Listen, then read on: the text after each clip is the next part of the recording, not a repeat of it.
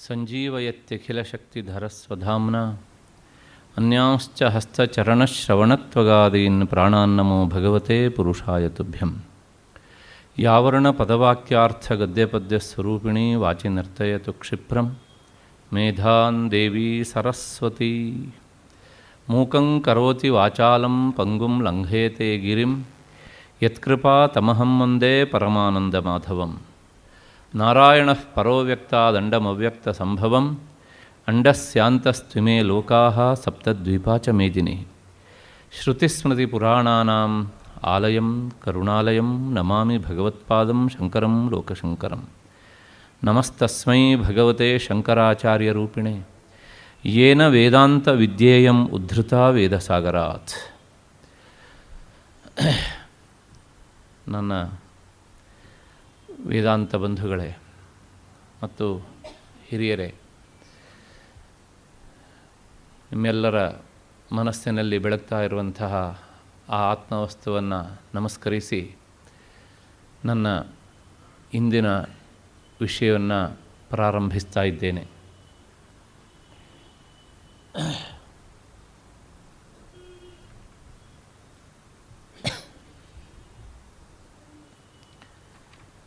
ನಿನ್ನೆ ದಿವಸ ನಾವು ಕೆಲವು ವಿಷಯಗಳನ್ನು ಚಿಂತನೆ ಮಾಡಿದ್ವಿ.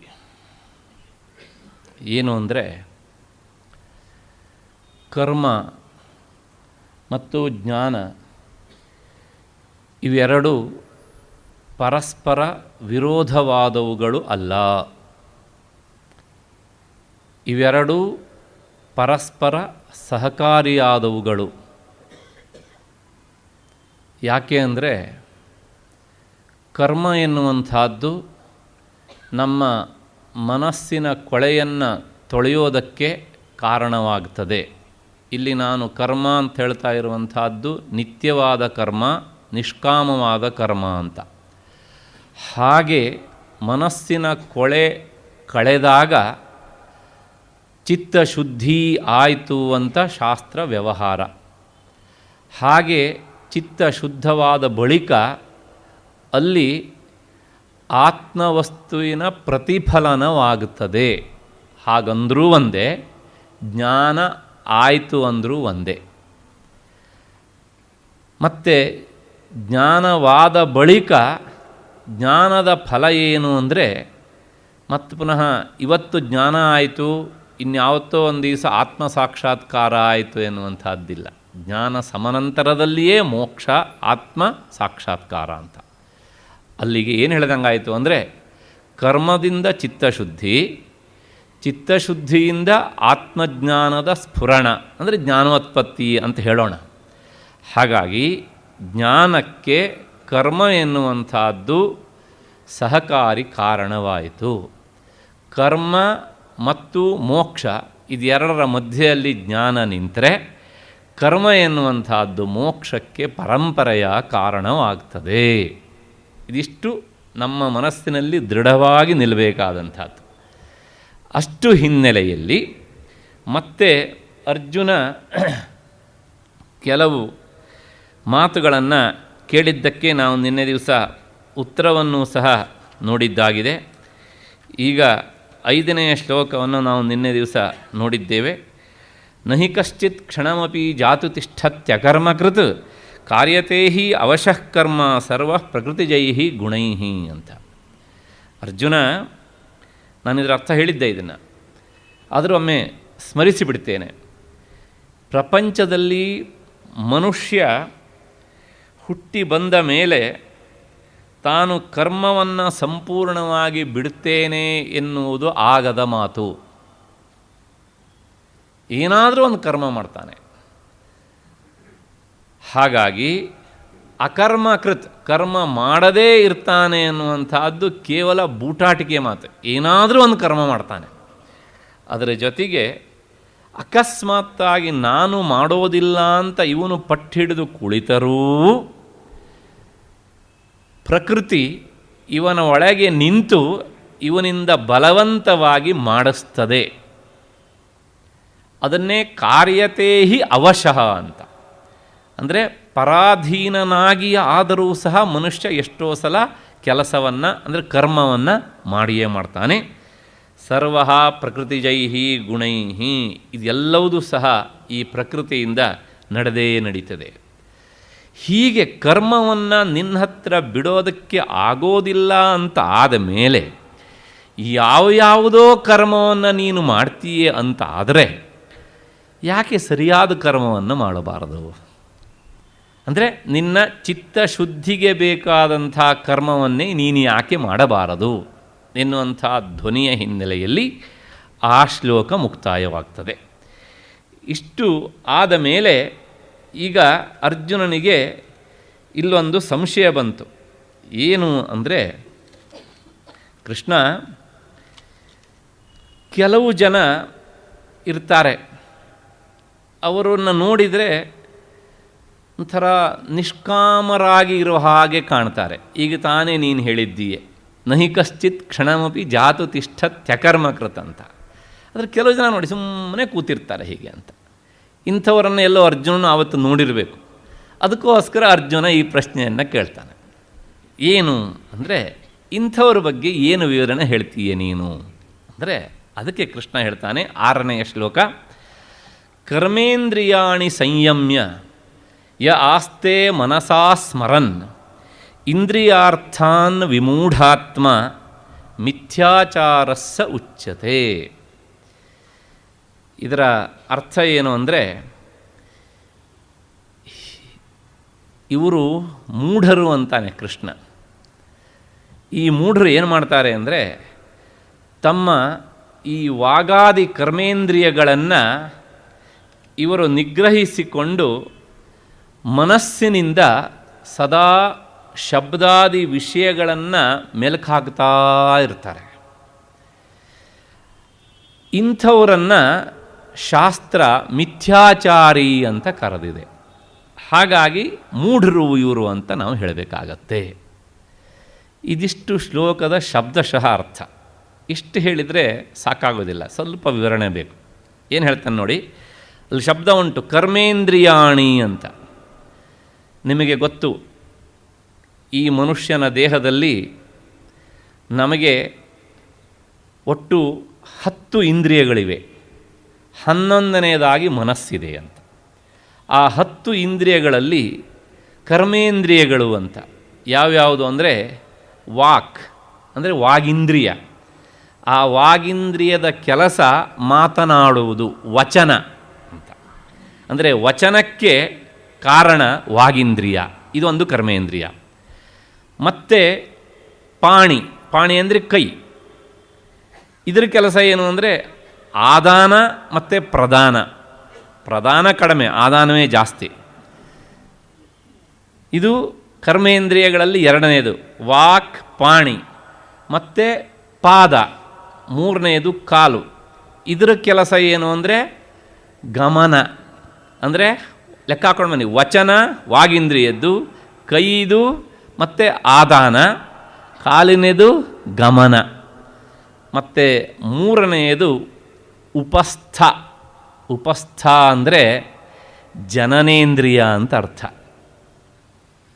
ಇದರ ಕೆಲಸ ಮೂತ್ರ ವಿಸರ್ಜನೆ ಆದರೂ ಶಾಸ್ತ್ರ ಅದಕ್ಕೊಂದು ಬೇರೆ ಶಬ್ದದಿಂದ ಕರೆಯುತ್ತೆ, ಆನಂದಾನುಭವ ಅಂತ. ಅಂದರೆ ಲೋಕದಲ್ಲಿ ಬಹಳಷ್ಟು ಜನರು ಆ ಇಂದ್ರಿಯಗಳಿಂದ ಆನಂದ ಪಡ್ತಾರೆ, ಆದ್ದರಿಂದ ಆನಂದ ಎನ್ನುವಂಥದ್ದು ಅದರ ಕರ್ಮ.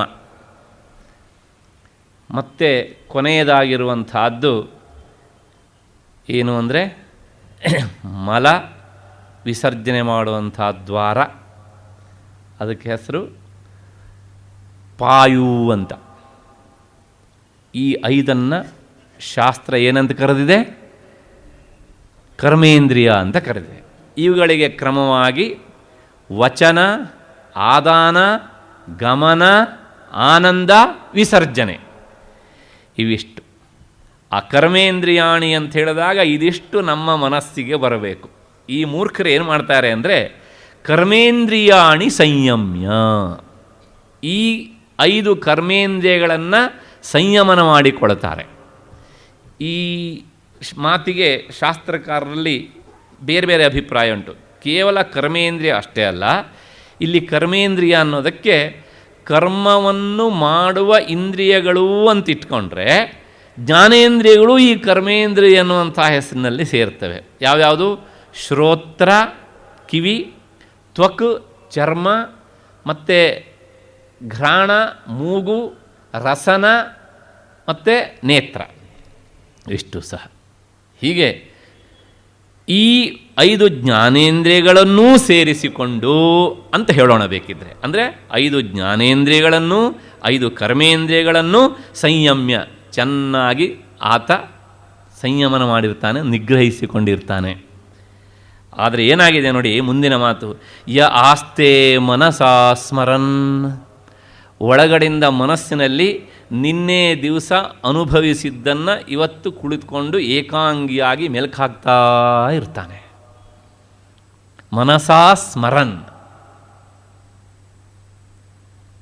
ಇಂಥವನನ್ನು ಅವನು ಏನು ಸ್ಮರಣೆ ಮಾಡ್ತಾನೆ ಅಂದರೆ ಇಂದ್ರಿಯಾರ್ಥಾನ್, ನಿನ್ನೆ ದಿವಸ ತನ್ನ ಈ 5 ಜ್ಞಾನೇಂದ್ರಿಯಗಳಿಂದ ಕರ್ಮೇಂದ್ರಿಯಗಳಿಂದ ಏನೆಲ್ಲ ಅನುಭವಿಸಿದ್ದನೋ ಇವತ್ತು ಆ ಎಲ್ಲವುಗಳನ್ನು ಮನಸ್ಸಿನಿಂದ ಆತ ಮೆಲುಕು ಹಾಕ್ತಾ ಇದ್ದಾನೆ. ಮೆಲುಕು ಹಾಕ್ತಾ ಇದ್ದಾನೆ ಅಂದರೆ ಅವನ ಒಳಗಡೆಗೆ ಮಾನಸಿಕ ಕ್ರಿಯೆ ನಿರಂತರ ನಡೀತಾ ಇದೆ ಅಂತ ಅರ್ಥ. ಈಗ ಹೇಳಿ, ಅವನು ನಿಷ್ಕಾಮನಾಗಿದ್ದಾನೋ ಅಥವಾ ಕ್ರಿಯಾ ಸಹಿತವಾಗಿ ಇದ್ದಾನೋ? ಕ್ರಿಯಾರಹಿತವಾಗಿದ್ದಾನೋ ಕ್ರಿಯಾಸಹಿತವಾಗಿದ್ದಾನೋ? ಈಗ ಕ್ರಿಯಾಸಹಿತವಾಗಿದ್ದಾನೆ. ಆದರೆ ನೋಡುವವರ ದೃಷ್ಟಿಯಲ್ಲಿ ಆತ ಕ್ರಿಯಾರಹಿತವಾಗಿ ಕಾಣ್ತಾನೆ. ಇಂಥವನನ್ನು ಶಾಸ್ತ್ರ ಏನಂತ ಕರೆದಿದೆ? ಮಿಥ್ಯಾಚಾರಸ್ಸ ಉಚ್ಯತೆ. ಇಂಥವರು ಮಿಥ್ಯಾಚಾರಿಗಳು. ಇಂಥವರಿಂದ ಲೋಕಕ್ಕೆ ಅಪಾಯ ಹೆಚ್ಚು. ನಮ್ಮ ಸುತ್ತಮುತ್ತಲೂ ಇರುವಂಥವರು ಬಹಳಷ್ಟು ಜನ ಇಂಥವರು. ಹಾಗಾಗಿಯೇ ಗೀತಾಚಾರ್ಯ ಹೇಳಿದ್ದ, ನಿನ್ನೆ ದಿವಸ ಈ ಮಾತು ಬಂದಿತ್ತು, ಕೇವಲ ಈ ಇಂದ್ರಿಯಗಳನ್ನು ಬಲವಂತವಾಗಿ ನಿಗ್ರಹಿಸುವುದು ಅಷ್ಟೇ ಸಾಲದು, ಒಳಗಿನ ಅಂದರೆ ಅಂತರಿಂದ್ರಿಯವಾದಂಥ ಮನಸ್ಸು ಸಹ ನಿಗೃಹೀತವಾಗಿರಬೇಕು. ಅಂಥವನಿಗೆ ಸನ್ಯಾಸಕ್ಕೆ ಅಧಿಕಾರ. ಹಾಗಾಗಿ ಮಿಥ್ಯಾಚಾರಸ್ಸ ಉಚ್ಯತೆ. ಇದಿಷ್ಟು ಈ ಶ್ಲೋಕದ ಸ್ವಲ್ಪ ವಿಸ್ತೃತವಾದ ಅರ್ಥ.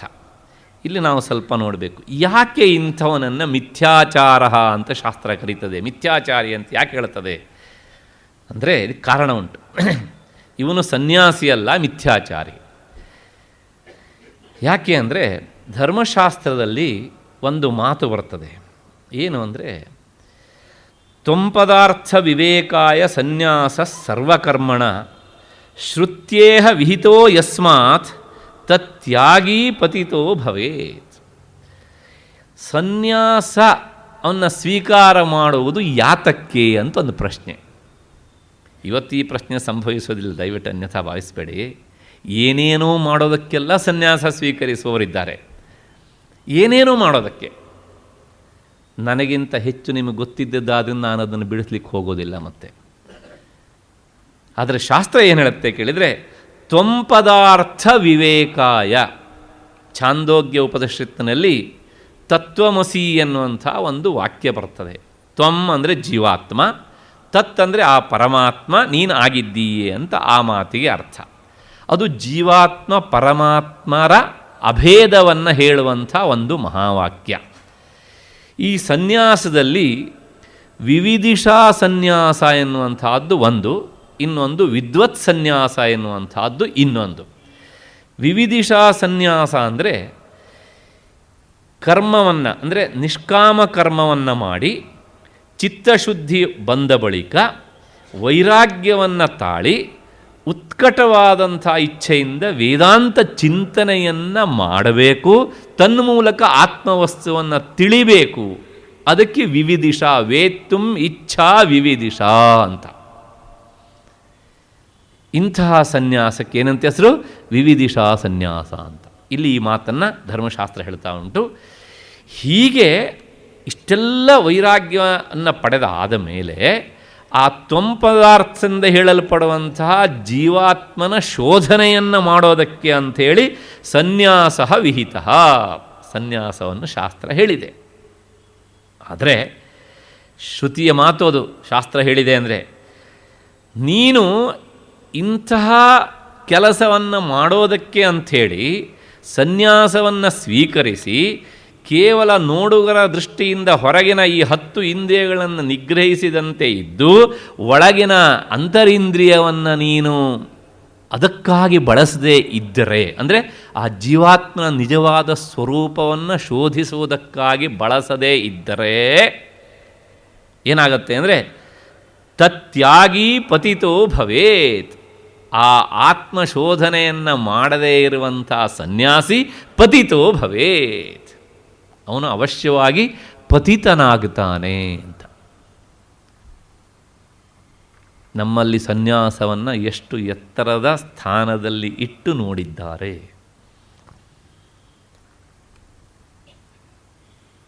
ಆದರೆ ಹೀಗೆ ಮಾಡುವವರು ಎಷ್ಟು ಜನ ಎನ್ನುವಂಥದ್ದು ಪ್ರಶ್ನೆ. ಆ ಪ್ರಶ್ನೆಗೆ ನಾವು ಉತ್ತರ ಹುಡುಕಬೇಕಾದದ್ದು ನಮ್ಮ ಉದ್ದೇಶ ಅಲ್ಲ. ಏನಾದರೂ ಇಲ್ಲಿ ಅಂದರೆ ಈ ಹಿನ್ನೆಲೆಯಲ್ಲಿ ಆ ಆತ್ಮಚಿಂತನೆಗೆ ಪೂರಕವಾಗಿ ಮನಸ್ಸು ಎನ್ನುವಂಥದ್ದು ನಿರಂತರ ಕೆಲಸ ಮಾಡ್ತಾ ಇರಬೇಕು. ಕೇವಲ ಹೊರಗಿನ ಇಂದ್ರಿಯಗಳನ್ನಷ್ಟೇ ನಿಗ್ರಹಿಸಿದರೆ ಸಾಲದು ಎನ್ನುವಂಥದ್ದು ಒಟ್ಟು ಮಾತಿನ ತಾತ್ಪರ್ಯ.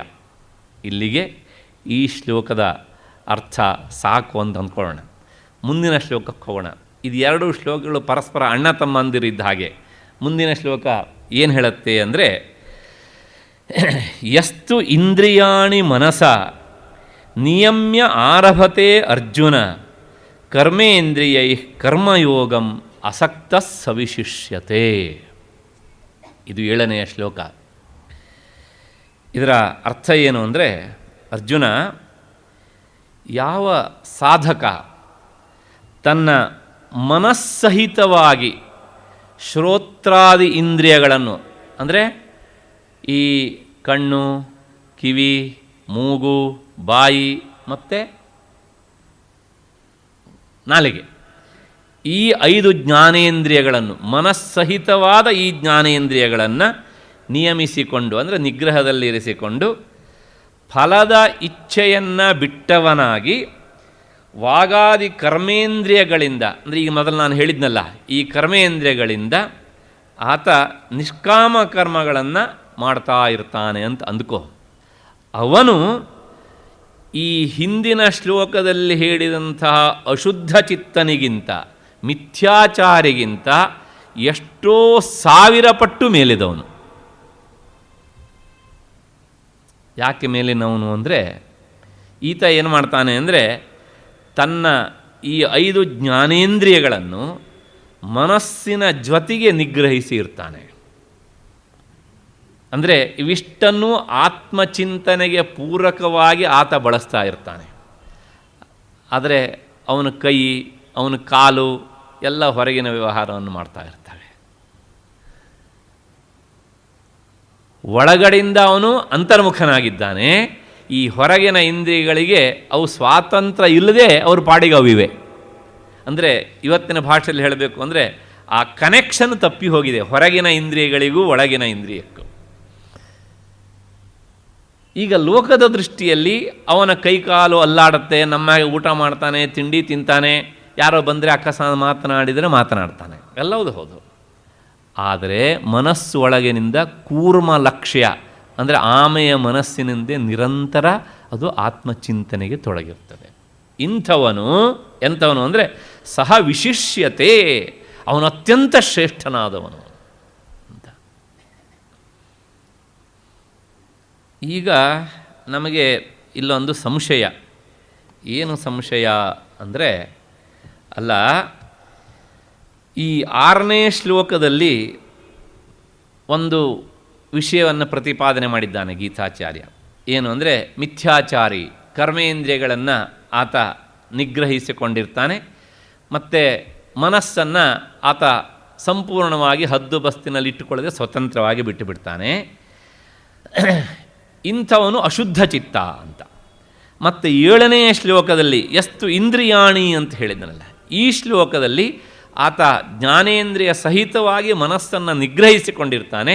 ಕರ್ಮೇಂದ್ರಿಯಗಳು ಅವುಗಳ ಪಾಡಿಗೆ ಕೆಲಸ ಮಾಡ್ತಾ ಇರ್ತವೆ. ಇವನು ಹೀಗಿದ್ದಾನೆ. ಆದರೆ ಸ್ವಲ್ಪ ವಿಚಾರ ಮಾಡಬೇಕಿಲ್ಲಿ. ಏನು ಅಂದರೆ, ಇಬ್ಬರಿಗೂ ಮಾನಸಿಕ ಶ್ರಮ ಎನ್ನುವಂಥದ್ದು ಸಮಾನ. ಯಾಕೆ ಅಂದರೆ, ಈ ಮೊದಲನೆಯ ಮಿಥ್ಯಾಚಾರಿ ತನ್ನ ಕರ್ಮೇಂದ್ರಿಯಗಳನ್ನು ಮತ್ತು ಜ್ಞಾನೇಂದ್ರಿಯಗಳನ್ನು ಹದ್ದು ಬಸ್ತಿನಲ್ಲಿಡಲಿಕ್ಕೆ ಏನು ಬೇಕೋ ಆ ಎಲ್ಲ ಪ್ರಯತ್ನವನ್ನು ಅವನು ಮಾಡ್ತಾನೆ. ಹಾಗೆಯೇ ಎರಡನೆಯ ಶುದ್ಧ ಚಿತ್ತದವನು ಏನು ಮಾಡ್ತಾನೆ ಅಂದರೆ, ತನ್ನ ಜ್ಞಾನೇಂದ್ರಿಯಗಳನ್ನು ಮತ್ತು ಮನಸ್ಸನ್ನು ಹದ್ದು ಬಸ್ತಿನಲ್ಲಿ ಇಟ್ಕೊಳ್ಳೋದಕ್ಕೆ ಏನು ಬೇಕೋ ಅದನ್ನು ಅವನು ಮಾಡ್ತಾನೆ. ಅಲ್ಲಿಗೆ ಇಬ್ಬರ ಶ್ರಮವೂ ಸಹ ಸಮಾನವೇ. ಹೀಗಿದ್ದಾಗ ಇವರಿಬ್ಬರಲ್ಲಿ ಯಾಕೆ ಭೇದವನ್ನು ಎಣಿಸಬೇಕು ಕೃಷ್ಣ? ಇವೆಲ್ಲ ಸ್ವಲ್ಪ ಸೂಕ್ಷ್ಮವಾದಂಥ ವಿಷಯಗಳು. ಇದಕ್ಕೆ ಇದನ್ನೇ ಹೇಳ್ತಾನೆ ಗೀತಾಚಾರ್ಯ, ಇದೇ ಅಚ್ಚರಿ ಕಣಪ್ಪ, ಬಹಳ ಭೇದ ಉಂಟು ಇಲ್ಲಿ ಅಂತಾನೆ. ಏನು ಅಂದರೆ, ಈ 7ನೆಯ ಶ್ಲೋಕದಲ್ಲಿ ಹೇಳಿದಂತಹ ಶುದ್ಧ ಚಿತ್ತದವನು ಆತ ಏನು ಮಾಡ್ತಾನೆ, ಮನಸ್ಸಹಿತವಾದಂಥ ಜ್ಞಾನೇಂದ್ರಿಯಗಳನ್ನು ಬಿಗಿಯಾಗಿ ಹಿಡಿದುಕೊಂಡು ಅಂತರ್ಮುಖನಾಗಿರ್ತಾನೆ. ಕರ್ಮೇಂದ್ರಿಯಗಳನ್ನು ಹೊರಮುಖವಾಗಿ ಬಿಡ್ತಾನೆ, ಅಂದರೆ ಸಡಿಲಿಸಿ ಬಿಟ್ಟಿರ್ತಾನೆ. ಇದರಿಂದ ಏನಾಗತ್ತೆ ಅಂದರೆ, ಅವನು ಆ ಮನಸ್ಸು ನಿರಂತರ ಒಳಮುಖವಾಗಿರುವುದರಿಂದ ಅವನಿಗೆ ಪುರುಷಾರ್ಥ ಪ್ರಾಪ್ತಿ, ಪರಮ ಪುರುಷಾರ್ಥ ಪ್ರಾಪ್ತಿ ಆಗ್ತದೆ. ಮತ್ತು ಈ ಮೊದಲನೇವನಿದ್ದಾನಲ್ಲ ಮಿಥ್ಯಾಚಾರಿ, ಅವನು ತನ್ನ ಮನಸ್ಸನ್ನು ನಿಗ್ರಹದಲ್ಲಿ ಇಡದೇ ಇದ್ದದ್ರಿಂದ, ಇಂದ್ರಿಯಗಳ ಜೊತೆಗೆ ಮನಸ್ಸು ನೋಡಿದ್ದನ್ನು ಮೆಲುಕಾಗ್ತಾ ಇದ್ದದ್ರಿಂದ, ಆತ್ಮವಿಷಯ ಚಿಂತನೆಯಿಂದ ದೂರ ಸರಿದದ್ದರಿಂದ ಅವನಿಗೆ ಆ ಪುರುಷಾರ್ಥ ಪ್ರಾಪ್ತಿ ಎನ್ನುವಂಥದ್ದು ಏನಾಗ್ತದೆ, ತಪ್ಪಿ ಹೋಗ್ತದೆ. ಇಬ್ಬರ ಶ್ರಮವೂ ಸಮಾನ ನೋಡಿ, ಅದರ ಫಲದಲ್ಲಿ ಮಾತ್ರ ಇಷ್ಟು ದೊಡ್ಡ ವ್ಯತ್ಯಾಸ ಉಂಟು. ಅಂದರೆ ಇವತ್ತಿನ ಭಾಷೆಯಲ್ಲಿ ಹೇಳಬೇಕು ಅಂದರೆ, ಈ 6ನೇ ಶ್ಲೋಕದಲ್ಲಿ ಪ್ರತಿಪಾದಿಸಿದಂಥ ಅಶುದ್ಧ ಚಿತ್ತದವನು ಅಥವಾ ಮಿಥ್ಯಾಚಾರಿ ಇವನು ಹೇಗೆ ಅಂದರೆ, ಈ ಕಾಂಪೌಂಡಲ್ಲಿ ಇಲಿಗಳು ಸೇರಿಕೊಂಡು ಬಿಡ್ತವೆ. ನಾವು ಏನು ಮಾಡ್ತೇವೆ ಅಂದರೆ, ಹೊರಗಿನಿಂದ ಅದಕ್ಕೆ ಕಲ್ಲನ್ನು ಜಡಿದು ಕಾಂಕ್ರೀಟ್ ಹಾಕಿ ಆ ತೂಬನ್ನು ಮುಚ್ಚಿಬಿಡ್ತೇವೆ. ಆದರೆ ಅದು ಏನು ಮಾಡುತ್ತೆ ಕೇಳಿದ್ರೆ, ಒಳಗಡೆಯಿಂದ ಇನ್ನೊಂದು ದಾರಿ ಹುಡ್ಕೊಂಡು ಈಚೆ ಬರ್ತಾ ಇರುತ್ತೆ ಅಲ್ವಾ? ನೀವು ಎಲ್ಲಿಯವರೆಗೆ ಒಳಗೆ ಆ ಇಲಿಯನ್ನು ಇಟ್ಟು ಎಷ್ಟೆಷ್ಟು ಸಲ ಈ ತೂಬನ್ನು ಕಟ್ಟಿದರೂ ಸಹ ಅದು ಒಳಗಡೆ ಓಡಾಡ್ತಾನೆ ಇರುತ್ತೆ, ಇನ್ನೊಂದು ಕಡೆ ಹೋಲ್ ಮಾಡ್ಕೊಂಡು ಈಚೆ ಬರ್ತಾನೆ ಇರುತ್ತೆ, ಅದರ ಕೆಲಸ ಮಾಡ್ತಾನೆ ಇರುತ್ತೆ. ಹಾಗಿದ್ರೆ ಮಾಡಬೇಕಾದದ್ದೇನು ಅಂದರೆ, ಆ ಇಲಿಯನ್ನು ಅಲ್ಲಿಂದ ಸಾಯಿಸಬೇಕು. ಅದು ಯಾವ ಇಲಿ ಅಂತ ಕೇಳಿದರೆ, ಸಂಕಲ್ಪ ವಿಕಲ್ಪಾತ್ಮಕವಾದಂಥ ಮನಸ್ಸು ಎನ್ನುವಂತಹ ಇಲಿ. ಈ ಶುದ್ಧ ಚಿತ್ತದವನು ಅದನ್ನು ಮಾಡ್ತಾನೆ. ಹಾಗಾಗಿ ಅವನಿಗೆ ಈ ತೂಬನ್ನು ಮುಚ್ಚಬೇಕಾದ ಅವಶ್ಯಕತೆ ಇಲ್ಲ. ಲೋಕದ ದೃಷ್ಟಿಯಲ್ಲಿ ಆತ ಅಂದರೆ ಅವನ ಕರ್ಮೇಂದ್ರಿಯಗಳು ಕೆಲಸ ಮಾಡ್ತಾ ಇರ್ತವೆ. ಹಾಗಾಗಿ ಅವನು ಯಾವ್ಯಾವುದೋ ರೀತಿಯಲ್ಲಿ ಕಂಡು ಬರ್ತಾನೆ ಅಷ್ಟೇ. ಹೀಗಾಗಿ ಮೇಲನೋಟಕ್ಕೆ ಇಬ್ಬರ ಪರಿಶ್ರಮ ಒಂದೇ ಆದರೂ ಆತ್ಯಂತಿಕವಾಗಿ ಮಿಥ್ಯಾಚಾರಿಗೆ ಸಿಗುವಂತಹದ್ದು ಮತ್ತೆ ಪುನಃ ಸಂಸಾರದಲ್ಲಿ ಜನ್ಮ, ಶುದ್ಧ ಚಿತ್ತನಾದವನಿಗೆ ಸಿಗುವಂತಹದ್ದು ಪರಮಪುರುಷಾರ್ಥ. ಇಷ್ಟು ಹಿನ್ನೆಲೆಯಲ್ಲಿ ಈ 2 ಶ್ಲೋಕದ ಅರ್ಥ ಆಯಿತು ಅಂತ ಅಂದ್ಕೊಳ್ಳೋಣ. ಕೃಷ್ಣ ಹೇಳ್ತಾನೆ, ಇದಲ್ವಾ ಆಶ್ಚರ್ಯ? ಯಾಕೆ ಅಂದರೆ ಶ್ರಮ ಇಬ್ಬರಿಗೂ ಸಮಾನ, ಅದರ ಫಲದಲ್ಲಿ ಇಂಥ ವೈಪರೀತ್ಯ ಉಂಟು ಅಂತಾದರೆ ಇದಕ್ಕಿಂತ ದೊಡ್ಡ ಆಶ್ಚರ್ಯ ಇನ್ನೇನು ಬೇಕು ಅರ್ಜುನ ಎನ್ನುವಂಥದ್ದು ಕೃಷ್ಣನ ಮಾತಿನ ಅಭಿಪ್ರಾಯ. ಇಷ್ಟಾದ ಮೇಲೆ ಮುಂದಿನ ಶ್ಲೋಕದಲ್ಲಿ ಗೀತಾಚಾರ್ಯ ಹೇಳ್ತಾನೆ, ಈ ನಿಯತವಾಗಿ ಮಾಡಲೇಬೇಕಾದಂತಹ ಕರ್ಮವನ್ನು ಮಾಡಲೇಬೇಕು ಅಂತ ಅರ್ಜುನನಿಗೆ ಆಜ್ಞೆ ಮಾಡ್ತಾನೆ. ನಿಯತವಾಗಿ ಮಾಡಲೇಬೇಕಾದಂಥ ಕರ್ಮ, ಆ ನಿಯತವಾಗಿ ಮಾಡಲೇಬೇಕಾದ ಕರ್ಮ ಯಾವುದು ಅನ್ನೋದನ್ನು ಮತ್ತೆ ಆಮೇಲೆ ನೋಡೋಣ. ಮೊದಲು ಶ್ಲೋಕ ನೋಡ್ಬಿಡೋಣ. ನಿಯತಂ ಕುರು ಕರ್ಮತ್ವಂ ಕರ್ಮಜ್ಜಾಯೋ ಹಿ ಅಕರ್ಮಣಃ ಶರೀರ ಯಾತ್ರಾಪಿಚತೆ ನ ಪ್ರಸಿದ್ಧೇತ್ ಅಕರ್ಮಣಃ. ಅರ್ಜುನ, ನೀನು ನಿಯತವಾಗಿ ಮಾಡಲೇಬೇಕಾದಂಥ ಕರ್ಮವನ್ನು ಮಾಡಲೇಬೇಕು. ಅದರ ಬಗ್ಗೆ ಕಾಂಪ್ರಮೈಸ್ ಎನ್ನುವಂಥದ್ದು ಇಲ್ಲ. ಯಾಕೆ ಅಂದರೆ ಕರ್ಮವನ್ನು ಮಾಡುವುದು ಕರ್ಮವನ್ನು ಮಾಡದೇ ಇರುವುದಕ್ಕಿಂತ ಎಷ್ಟೋ ಪಟ್ಟು ಮೇಲು.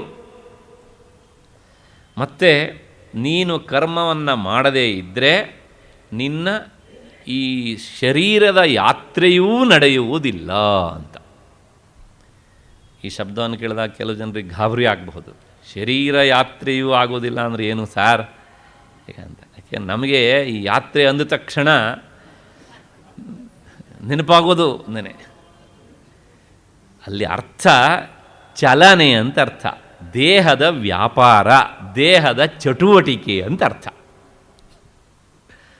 ನಾನೇನು ಹೊಸದಾಗಿ ಉಪಯೋಗಿಸಿದ್ದಿಲ್ಲ, ಅಲ್ಲಿ ಮೂಲ ಶ್ಲೋಕದಲ್ಲೇ ಉಂಟು ಶರೀರ ಯಾತ್ರಾಪಿಚತೆ ಅಂತ. ಅದಕ್ಕೋಸ್ಕರ ಅದೇ ಶಬ್ದವನ್ನು ಹೇಳಿದ್ದೇನೆ. ಅಂದರೆ ನೀನು ಕರ್ಮವನ್ನು ಮಾಡದೇ ಕುಳಿತರೆ ನಿನ್ನ ದೇಹದ ವ್ಯಾಪಾರವೂ ನಡೆಯೋದಿಲ್ಲ. ಇದು ಕೃಷ್ಣನ ಮಾತಿನ ಅರ್ಥ. ಇದಿಷ್ಟು ಶ್ಲೋಕದ ಒಟ್ಟು ತಾತ್ಪರ್ಯ. ಏನು ಹೇಳ್ತಾನೆ ಅಂದರೆ, ನೀನು ಫಲಾಪೇಕ್ಷೆಯನ್ನು ಬಿಟ್ಟು ನಿನ್ನ ಕರ್ತವ್ಯವಾದಂಥ ಕರ್ಮವನ್ನು ಮಾಡು. ಫಲಾಪೇಕ್ಷೆಯನ್ನು ಬಿಟ್ಟು ಅಂತ. ಮತ್ತು ಯಾಕೆ ಅದನ್ನು ಮಾಡಬೇಕು ಅಂದರೆ, ಕರ್ಮ ಜಾಯೋಹಿ ಅಕರ್ಮಣಃ. ಕರ್ಮವನ್ನು ಮಾಡದೆ ಸುಮ್ಮನೆ ಕುಳಿತುಕೊಂಡು ಸೋಮಾರಿಯಾಗುವುದಕ್ಕಿಂತ ಕರ್ಮವನ್ನು ಮಾಡುವುದು ಲೇಸು. ಹಾಗಾಗಿ ನೀನು ಕರ್ಮವನ್ನು ಮಾಡಬೇಕು. ಈ ಸಂದರ್ಭದಲ್ಲಿ ನನಗೊಂದು ಮಾತು ನೆನಪಾಗತ್ತೆ. ಕೆಲವು ಜನರಿಗೆ ಒಂದು ಭಾವನೆ ಉಂಟು. ಏನು ಅಂದರೆ, ಈ ವೇದಾಂತ ಶಾಸ್ತ್ರ ಚಿಂತನೆಗೆ ತೊಡಗಿದವರು ಅವರು ಸೋಮಾರಿಗಳಾಗಿಬಿಡುತ್ತಾರೆ, ಅವರು ಕೆಲಸ ಮಾಡೋದಿಲ್ಲ ಅಂತ. ನೋಡಿ, ವೇದಾಂತ ಶಾಸ್ತ್ರದಲ್ಲಿ ಮೂರ್ಧನ್ಯಪ್ರಾಯವಾದಂಥದ್ದು ಗ್ರಂಥ ಗೀತೆ. ಗೀತೆಯಲ್ಲಿ ಎಲ್ಲೂ ಸಹ ನೀನು ಕರ್ಮ ಮಾಡಬೇಡ ಅಂತ ಹೇಳೋದಿಲ್ಲ ಗೀತಾಚಾರ್ಯ. ಮತ್ತೆ ಮತ್ತೆ ಹೇಳ್ತಾನೆ, ಕರ್ಮದ ಬಗ್ಗೆ ಪ್ರತಿಪಾದನೆಗೋಸ್ಕರ ಈ 3ನೇ ಅಧ್ಯಾಯ ಮತ್ತು ಈ 4ನೇ ಅಧ್ಯಾಯ 5ನೇ ಅಧ್ಯಾಯ 3 ಅಧ್ಯಾಯಗಳು ಹೊರಟಿವೆ. ಈ 3 ಅಧ್ಯಾಯಗಳು ಕರ್ಮದ ಬಗ್ಗೆನೇ. ಹಾಗಾಗಿ ನೀನು ನಿಷ್ಕ್ರಿಯನಾಗಿ ಇರುವಂಥ ಗೀತೆ ಎಲ್ಲೂ ಹೇಳೋದಿಲ್ಲ. ನೀನು ಕ್ರಿಯಾಶೀಲನಾಗಿಯೇ ಇರಬೇಕು, ಅದರ ಫಲವನ್ನು ಮಾತ್ರ ಬಯಸಲಿಕ್ಕೆ ಹೋಗಬೇಡ ಅಂತ ಹೇಳುತ್ತೆ. ನಮಗೆ ಆ ಮಾತು ಸ್ವಲ್ಪ ಇಷ್ಟ ಆಗದೇ ಇರುವಂಥದ್ದು. ಹಿಂದೆ ಅದಕ್ಕೆ ಸಮಾಧಾನ ಹೇಳಿದ್ದೇನೆ ನಾನು, ಮತ್ತೆ ಪುನಃ ಅದನ್ನು ಕೆದಕೋದಕ್ಕೆ ಹೋಗೋದಿಲ್ಲ. ಇಷ್ಟು ಹಿನ್ನೆಲೆಯಲ್ಲಿ ಕರ್ಮವನ್ನು ಮಾಡದೇ ಬಿಡುವುದಕ್ಕಿಂತಲೂ ಈ ಅಶುದ್ಧವಾದ ಅಂತಃಕರಣವುಳ್ಳವನು ನಿತ್ಯ ನೈಮಿತ್ತಿಕ ಕರ್ಮಗಳನ್ನು ಮಾಡುವುದು ಅವನಿಗೆ ಶ್ರೇಯಸ್ಸು. ಯಾಕೆ ಅಂದರೆ, ಕರ್ಮವನ್ನು ಮಾಡದೇ ಇದ್ದರೆ ಅವನು ಸೋಮಾರಿ ಆಗ್ತಾನೆ. ಸೋಮಾರಿತನ ಎನ್ನುವಂಥದ್ದು 2 ರೀತಿಯಲ್ಲಿ. ಒಂದು ದೈಹಿಕವಾದ ಸೋಮಾರಿತನ, ಇನ್ನೊಂದು ಮಾನಸಿಕವಾದಂಥ ಸೋಮಾರಿತನ. ನಮ್ಮಲ್ಲಿ ಈ ದೈಹಿಕವಾದ ಸೋಮಾರಿತನಕ್ಕಿಂತಲೂ ಮಾನಸಿಕವಾದಂಥ ಸೋಮಾರಿತನ ಹೆಚ್ಚು ಅಪಾಯಕಾರಿ. ಕೆಲವು ಜನ ನೋಡಿ, ಸದೃಢರಾಗಿರ್ತಾರೆ, ಆರೋಗ್ಯ ಇರ್ತದೆ, ಆದರೆ ಅವರು ಎಲ್ಲ ಕೆಲಸವನ್ನು ಸಹ ಪೋಸ್ಟ್ಪೋನ್ ಮಾಡ್ತಾ ಇರ್ತಾರೆ. ಯಾಕೆ? ದೇಹ ಗಟ್ಟುಮುಟ್ಟಾಗಿದೆ, ಇಂದ್ರಿಯಗಳು ಪಾಠದತೆಯಿಂದ ಕೂಡಿವೆ, ಎಲ್ಲ ಸರಿ, ಆದರೂ ಸಹ ಕೆಲಸ ಮಾತ್ರ ಮಾಡೋದಿಲ್ಲ. ಕೂತರೆ ಟಿ ವಿ ಮುಂದೆ 18 ತಾಸು ಕೂತಿರ್ತಾರೆ. ಯಾಕೆ ಅಂದರೆ ಮಾನಸಿಕವಾದಂತಹ ಸೋಮಾರಿತನ. ಇದು ಹೆಚ್ಚು ಅಪಾಯಕಾರಿ. ಇನ್ನು ಕೆಲವು ಜನ ಇರ್ತಾರೆ, ವಯಸ್ಸು 70 ಆಗಿರ್ತದೆ, ಅವ್ರ ಚಟುವಟಿಕೆ ನೋಡಿದರೆ ನಮಗೆ ನಾಚಿಕೆ ಆಗ್ತದೆ. ಅಂದರೆ ಆ ಮನಸ್ಸು ಲವಲವಿಕೆಯಿಂದ ಕೂಡಿದ್ರಿಂದ ದೇಹಕ್ಕೆ ಆಲಸ್ಯ ಬರುವುದಕ್ಕೆ ಅವರು ಅವಕಾಶವನ್ನೇ ಕೊಡೋದಿಲ್ಲ ಅವರು. ಹಾಗಾಗಿ ಮನಸ್ಸು ಚುರುಕಾಗಿದ್ದರೆ, ಲವಲವಿಕೆಯಿಂದ ಕೂಡಿದ್ದರೆ ದೇಹವನ್ನು ಅದು ಓಡಿಸ್ತಾ ಇರ್ತದೆ ಹೀಗೆ ಅಂತ. ಏನೋ ಅಂಗಾಂಗ ಊನವಾಗಿ ಅಥವಾ ಇನ್ನೇನೋ ಆಗಿ ತೊಂದರೆಯಾಗಿ ಮನಗಿದ್ದರೆ ಪ್ರಶ್ನೆ ಬೇರೆ. ಹಾಗಿಲ್ಲದೇ ಇದ್ದರೆ ಮನಸ್ಸು ಅದು ಸದಾ ಚಟುವಟಿಕೆಯಿಂದ ಕೂಡಿದ್ದಿದ್ರೆ ದೇಹವನ್ನು ಅದು ಹಾಗೆಯೇ ಪ್ರೇರಿಸ್ತಾ ಇರ್ತದೆ. ಇಷ್ಟು ಹಿನ್ನೆಲೆಯಲ್ಲಿ ಇಲ್ಲಿ ಭಗವಂತನ ಅಭಿಪ್ರಾಯ ಏನು ಅಂದರೆ, ನೀನು ಹೇಳಿ ಕೇಳಿ ಕ್ಷತ್ರಿಯ, ಅರ್ಜುನನಿಗೆ ಹೇಳ್ತಾ ಇರುವಂಥ ಮಾತು. ಕ್ಷತ್ರಿಯನಾದದ್ದರಿಂದ ನೀನು ಸನ್ಯಾಸವನ್ನು ಸ್ವೀಕರಿಸಿ ಭಿಕ್ಷಾವೃತ್ತಿಯನ್ನು ಆಶ್ರಯಿಸಿ ದೇಹದ ವ್ಯಾಪಾರವನ್ನು ಮಾಡುವಂತೆ ಇಲ್ಲ. ವ್ಯಾಪಾರ ಅಂದರೆ ಚಟುವಟಿಕೆ, ದೇಹದ ಕ್ರಿಯೆ ಅಂತ ಅರ್ಥ. ಯಾಕೆ ಅಂದರೆ ಸನ್ಯಾಸ ಯಾರಿಗೆ ಅಂತ ಒಂದು ಪ್ರಶ್ನೆ. ಇದು ಆ ಕಾಲದಲ್ಲಿ ಕೃಷ್ಣ ಎತ್ತಿದ ಪ್ರಶ್ನೆ 5000 ವರ್ಷಗಳ ಹಿಂದೆ. ಇವತ್ತಿಗೆ ಈ ಮಾತು ಅಪ್ರಸ್ತುತ ಆಗಿರಬಹುದು. ಕೃಷ್ಣ ಹೇಳ್ತಾನೆ, ನಿನಗೆ ಸನ್ಯಾಸದಲ್ಲಿ ಅಧಿಕಾರ ಇಲ್ಲ. ನಿನ್ನೇನು ಈ ಮಾತು ಬಂದಿತ್ತು. ನಾವು ಕರ್ಮವನ್ನು ಆರಂಭಿಸುವುದೇ ಬೇಡ. ಕರ್ಮ ಆರಂಭ ಮಾಡಿದರೆ ಅದು ಫಲವನ್ನು ಕೊಟ್ಟು ನಮ್ಮನ್ನು ಇಲ್ಲಿ ಕಟ್ಟಿ ಹಾಕುತ್ತದೆ. ಅದಕ್ಕೋಸ್ಕರ ನಾವು ಕರ್ಮ ಪ್ರಾರಂಭಿಸುವುದು ಬೇಡ. ಅದಕ್ಕೋಸ್ಕರ ಏನು ಕೇಳಿದರೆ ಕರ್ಮ ತ್ಯಾಗ ಮಾಡಿ ನಾನು ಸನ್ಯಾಸಿ ಆಗಿಬಿಡ್ತೇನೆ. ಈ ಮಾತು 1ನೇ ಅಧ್ಯಾಯದಲ್ಲೂ ಬಂದಿತ್ತು. ಭಿಕ್ಷಾವೃತ್ತಿಯನ್ನು ಆಶ್ರಯಿಸ್ತೇನೆ ಅಂತ ಅರ್ಜುನ ಹೇಳಿದ್ದ. ಹೇಗೂ ಹಿಂದೆ 12 ವರ್ಷಗಳ ಕಾಲ ಕಾಡಿನಲ್ಲಿದ್ದು ನನಗೆ ಅನುಭವ ಆಗಿದೆ, ಮತ್ತು 1 ವರ್ಷ ಅಜ್ಞಾತವಾಸವನ್ನು ಮಾಡಿ ಆಗಿದೆ. ನನಗನ್ನಿಸುತ್ತೆ ಈ ಜೀವನಕ್ಕಿಂತ ಆ ಜೀವನ 1000 ಪಾಲು ವಾಸಿ ಅಂತ. ಹಾಗಾಗಿ ನಾನು ಅದನ್ನೇ ಆಶ್ರಯಿಸ್ತೇನೆ ಅಂತ ಕೃಷ್ಣನ ಹತ್ರ ಅರ್ಜುನ ಹೇಳಿದ್ದ. ಇಲ್ಲೂ ಮತ್ತು ಅದೇ ರೀತಿಯ ಧ್ವನಿಯಲ್ಲಿ ಅರ್ಜುನ ಮಾತನಾಡ್ತಾ ಇದ್ದಾನೆ. ಹಾಗಾಗಿ ಕೃಷ್ಣ ಹೇಳ್ತಾನೆ, ನಿನಗೆ ಸನ್ಯಾಸದಲ್ಲಿ ಅಧಿಕಾರ ಇಲ್ಲ ಅಂತ. ಈ ಸಂದರ್ಭದಲ್ಲಿ ನನಗೊಂದು ಘಟನೆ ನೆನಪಾಗ್ತದೆ.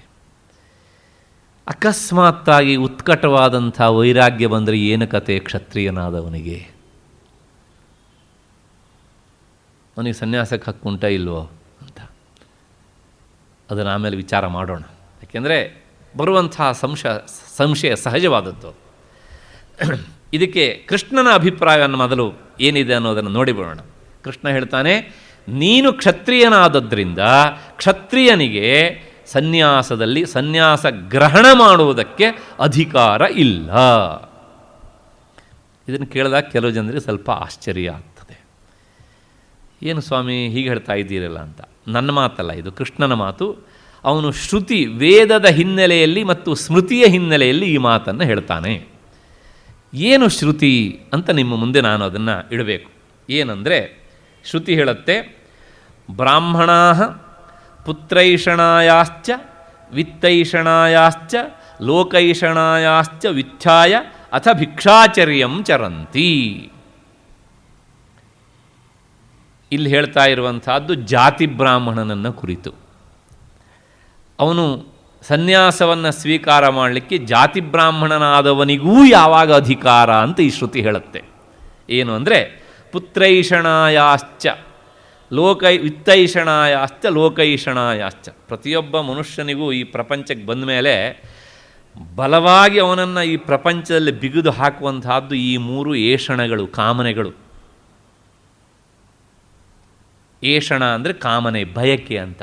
ಪ್ರತಿಯೊಬ್ಬನೂ ಏನು ಬಯಸ್ತಾನೆ ಅಂದರೆ, ನಾನು ಈ ದೇಹವನ್ನು ಬಿಟ್ಟು ಹೋದ ಮೇಲೆ ಈ ಪ್ರಪಂಚದಲ್ಲಿ ನನ್ನ ಹೆಸರು ಹೇಳೋನೊಬ್ಬ ಉತ್ತರಾಧಿಕಾರಿ ಇರಬೇಕು. ಅದಕ್ಕೋಸ್ಕರ ಸಂತತಿಯನ್ನು ಬಯಸ್ತಾರೆ. ಆ ಹೆಸರನ್ನು ಹೇಳೋದಕ್ಕೆ ಅಂತನೋ ಅಥವಾ ಸತ್ತ ಮೇಲೆ ಶ್ರಾದ್ದ ಮಾಡೋದಕ್ಕೆ ಅಂತನೋ ಏನೇನೋ ಉದ್ದೇಶಗಳಿರಬಹುದು. ಅಥವಾ ನಾನು ವಾರ್ಧಕ್ಯದಲ್ಲಿದ್ದಾಗ ಅವ್ರು ನನಗೆ ಸೇವೆ ಮಾಡಲಿ ಅಂತನೋ ಏನೇನೋ ಒಟ್ಟಾರೆ ಏಷಣ, ಕಾಮನೆಗಳು ಉಂಟು. ಆ ಹಿನ್ನೆಲೆಯಲ್ಲಿ ಈ ಸಂತತಿ ಬೇಕು ಅಂತ ಮನುಷ್ಯ ಬಯಸ್ತಾನೆ, ಒಂದು. ಮತ್ತು ಎರಡನೇದು ಇಷ್ಟಿದ್ರೆ ಸಾಕ, ವಿತ್ತೈಷಣ, ದುಡ್ಡು. ನಾನು ಬದುಕೋದಕ್ಕೆ ಬೇಕು, ಮತ್ತು ನನ್ನನ್ನು ಆಶ್ರಯಿಸಿದವರಿಗೂ ಬದುಕೋದಕ್ಕೆ ಬೇಕು, ಮತ್ತು ಸಾಧ್ಯ ಆದರೆ 8-10 ತಲೆಮಾರಿನವರೆಗೂ ನಾನು ಕೂಡಿಡಬೇಕು. ಇದು ಎರಡನೆಯ ಏಷಣ. ಮತ್ತು ಮೂರನೇದು ಲೋಕೈಷಣ. ನಾನು ಇರುವಾಗ ಎಲ್ಲರೂ 10 ಕಡೆಗೆ ನನ್ನ ಹೆಸರು ಪೇಪರಲ್ಲಿ ಮತ್ತು ಬ್ಯಾನರಲ್ಲಿ ಆಗಾಗ ಬರ್ತಾ ಇರಬೇಕು, ಟಿ ವಿಯಲ್ಲೂ ಆಗಾಗ ನನ್ನ ಮುಖ ಕಾಣ್ತಾ ಇರಬೇಕು. ಅಂದರೆ ಲೋಕದ ಕೀರ್ತಿಯ ಕಾಮನೆ. ಈ 3 ಯಾವ ಮನುಷ್ಯರಿಗಿರೋದಿಲ್ಲ ಹೇಳಿ ನೋಡೋಣ. ಶ್ರುತಿ ಹೇಳ್ತಾ ಇರುವಂಥ ಮಾತು ಅದು. ಆ ಶ್ರುತಿ ದೇವಿಗೆ ಯಾವುದೇ ಪಕ್ಷಪಾತ ಇಲ್ಲ. ಪ್ರತಿಯೊಬ್ಬ ಮನುಷ್ಯನೂ ಇದನ್ನು ಬಯಸ್ತಾನೆ. ಆದರೆ ಸನ್ಯಾಸಕ್ಕೆ ಹೋಗುವಾಗ ಈ 3 ಕಾಮನೆಗಳನ್ನು ನೀನು ಒದ್ದು ಎದ್ದು ಹೋಗಬೇಕು ಅನ್ನತ್ತೆ ಅದು. ಪುತ್ರೈಷಣ, ವಿತ್ತೈಷಣ, ಲೋಕೈಷಣ. ಹೀಗೆ ಹೋಗಬೇಕು. ಯಾರು ಅಂದರೆ ಬ್ರಾಹ್ಮಣ ವ್ಯುತ್ಥಾಯ ಅಥ ಭಿಕ್ಷಾಚರ್ಯಂ ಚರಂತಿ. ಭಿಕ್ಷಾಚರ್ಯ ಅನ್ನೋ ಶಬ್ದಕ್ಕೆ ಸನ್ಯಾಸ ಅಂತ ಅರ್ಥ. ಸನ್ಯಾಸಿ ಆತ ಭಿಕ್ಷೆಯನ್ನು ಎತ್ತಿ ಆವತ್ತಿನ ಭಿಕ್ಷವನ್ನು ಆವತ್ತು ಸಂಪಾದನೆ ಮಾಡಬೇಕು. ನಾಳೆಗೋಸ್ಕರ ಇವತ್ತು ಮತ್ತು ಭಿಕ್ಷೆ ಎತ್ತುವ ಹಾಗಿಲ್ಲ. ಅಲ್ಲಿ ಶಬ್ದ ಉಂಟು ಬ್ರಾಹ್ಮಣ ಅಂತ. ಹಾಗಾಗಿ ನೀನು ಕ್ಷತ್ರಿಯನಾದದ್ರಿಂದ ನಿನಗೆ ಸನ್ಯಾಸದಲ್ಲಿ ಅಧಿಕಾರ ಇಲ್ಲ. ಇದು ಶ್ರುತಿಯ ಮಾತು ಒಂದು. ಮತ್ತು ಎರಡನೇದು ಹೇಳುತ್ತೆ ಸ್ಮೃತಿ ಏನು ಅಂದರೆ 4 ಆಶ್ರಮಾ, 4 ತರಹದ ಆಶ್ರಮಗಳು. ಯಾರಿಗೆ? ಬ್ರಾಹ್ಮಣಸ್ಯ ಬ್ರಹ್ಮಚರ್ಯ, ಗಾರ್ಹಸ್ಥ್ಯ, ವಾನಪ್ರಸ್ಥ, ಸನ್ಯಾಸ ಅಂತ. ಮತ್ತು ತ್ರಯೋ ರಾಜನ್ಯಸ್ಯ 3 ಆಶ್ರಮಗಳು. ಯಾರಿಗೆ? ಕ್ಷತ್ರಿಯರಿಗೆ. ಬ್ರಹ್ಮಚರ್ಯ ಮತ್ತು ಗಾರ್ಹಸ್ಥ್ಯ, ವಾನಪ್ರಸ್ಥ. ಮತ್ತು ದೌವಾ ವೈಶ್ಯಸ್ಯ ಇತಿ. ಇದು ಸ್ಮೃತಿ ಮಾತು. ಆ ವೈಶ್ಯರಿಗೆ ವಾನಪ್ರಸ್ಥಕ್ಕೂ ಸಹ ಅವಕಾಶ ಇಲ್ಲ. ಇಲ್ಲೆಲ್ಲ ಒಂದು ಸಮಾಜದ ಕಳಕಳಿಯ ಮುಖ ಉಂಟು, ನಾವು ಅದನ್ನು ಬರೀಬಾರದು. ಯಾಕೆ ಅಂದರೆ ಈತ ಸನ್ಯಾಸಿಯಾಗಿ ಹೋದರೆ ಆತ ತಾನು ಗಳಿಸಿದ ಜ್ಞಾನದ ಮೂಲಕ ಸಮಾಜಕ್ಕೆ ತತ್ವವನ್ನು ಉಪದೇಶ ಮಾಡಿ ಜನರಿಗೆ ತತ್ವೋಪದೇಶವನ್ನು ನೀಡುವಂತಹವನಾಗ್ತಾನೆ. ಅದಕ್ಕೋಸ್ಕರ ಒಂದು ಅವಕಾಶ ಕೊಟ್ಟರು. ಆದರೆ ಕ್ಷತ್ರಿಯನು ವಿರಕ್ತನಾಗಿ ಆತ ಸನ್ಯಾಸ ಗ್ರಹಣವನ್ನು ಮಾಡಿ ಹೋದರೆ ಲೋಕದ ರಕ್ಷಣೆ ವ್ಯವಸ್ಥೆ ಹದಗೆಟ್ಟು ಹೋಗುತ್ತದೆ. ಹಾಗಾಗಿ ಆ ವ್ಯವಸ್ಥೆಯನ್ನು ಒಂದು ನಮ್ಮ ಸಮಾಜ ಒಪ್ಕೊಂಡಿತ್ತು. ಹಾಗೆ ವೈಶ್ಯನಾದವನು ಸಹ ಆತ ವಾನಪ್ರಸ್ಥಾಶ್ರಮಕ್ಕೆ ಹೋದರೆ ಪ್ರಪಂಚದಲ್ಲಿ ವ್ಯಾಪಾರದ ಉದ್ಯಮ ಎನ್ನುವಂಥದ್ದು ನಷ್ಟವಾಗಿ ಬಿಡುತ್ತದೆ. ಸಮಾಜದಲ್ಲಿ ಬದುಕುವಂಥವರಿಗೆ ಎಲ್ಲರಿಗೂ ಸಹ ಈ 3 ಅನಿವಾರ್ಯವಾದದ್ರಿಂದ ಹೀಗೊಂದು ವ್ಯವಸ್ಥೆಯನ್ನು ಅಂದಿನ ಸಮಾಜ ಒಪ್ಪಿಕೊಂಡು ಬಂದಿತ್ತು. ಅದನ್ನು ಕೃಷ್ಣ ಇಲ್ಲಿ ಎತ್ತಿ ಹೇಳ್ತಾನೆ. ನೀನು ಕ್ಷತ್ರಿಯನಾದದ್ರಿಂದ ನಿನಗೆ ಸನ್ಯಾಸದಲ್ಲಿ ಅಧಿಕಾರ ಇಲ್ಲ ಅಂತ. ಈಗ ನಾನು ಅವಾಗೊಂದು ಸಂಶಯ ಎತ್ತಿದ್ದೆ. ಅಕಸ್ಮಾತ್ತಾಗಿ ವಿರಕ್ತನಾಗಿಬಿಟ್ರೆ ಉತ್ಕಟವಾದಂಥ ವೈರಾಗ್ಯ ಬಂದುಬಿಟ್ಟಿದೆ, ಏನು ಅಂತ ಪ್ರಶ್ನೆ. ಇದಕ್ಕೆ ಭಾಗವತದಲ್ಲಿ ಬರುವಂಥ ಒಂದು ಘಟನೆಯನ್ನು ನಾನು ನಿಮಗೆ ಹೇಳಬೇಕು. ಉತ್ತಾನಪಾದನಿಗೆ ಒಬ್ಬ ಅಣ್ಣ ಇದ್ದ, ಪ್ರಿಯವ್ರತ ಅಂತ. ಪ್ರಾಯಶಃ ನೀವು ಕೇಳಿರಬೇಕು. ಆದರೆ ಅವನಷ್ಟು ಪ್ರಸಿದ್ಧನಾಗಿಲ್ಲ. ಅವನು ತಮ್ಮ ಉತ್ತಾನಪಾದನೇ ಹೆಚ್ಚು ಪ್ರಸಿದ್ಧನಾಗಿದ್ದಾನೆ. ಆ ಕಾಲದಲ್ಲಿ ನಮ್ಮ ದೇಶದಲ್ಲಿ ಒಬ್ಬನೇ ಉತ್ತಾನಪಾದ. ಇವತ್ತು ಮನೆ ಮನೆಗೂ ಉತ್ತಾನಪಾದಂದಿರಿದ್ದಾರೆ. ಹಾಗಾಗಿ ಹೆಚ್ಚು ಪ್ರಸಿದ್ಧಿ ಉಂಟು ಆ ಹೆಸರಿಗೆ. ಉತ್ತಾನಪಾದ ಅಂದರೆ ಉತ್ತಾನ ಅಂದರೆ ಮೇಲೆ, ಪಾದ ಅಂದರೆ ಕಾಲು ಅಂತ. ಅಂದರೆ ಇವನು ಕಾಲು ಮೇಲಾದವನು, ಅಂದರೆ ತಲೆ ಕೆಳಗಾದವನು. ಯಾರಿಗೆ ತಲೆ ಏನೂ ಕೆಲಸ ಮಾಡೋದಿಲ್ವೋ ಅಂಥವರೆಲ್ಲರೂ ಉತ್ತಾನಪಾದಂದಿರ ವಂಶಜರೇ. ಹಾಗಾಗಿ ಈ ಉತ್ತಾನಪಾದಂದಿರ ಸಂಖ್ಯೆ ತುಂಬ ಉಂಟು. ಹಾಗಾಗಿ ಅದು ಹೆಚ್ಚು ಎಲ್ಲರಿಗೂ ಪರಿಚಯವಾಗಿ ಉಂಟು. ಪ್ರಿಯವ್ರತ ಹಾಗಲ್ಲ. ಆತ ತನ್ನ ಯೌವನದಲ್ಲಿಯೇ ವಿರಕ್ತನಾಗಿ ಬಿಟ್ಟ.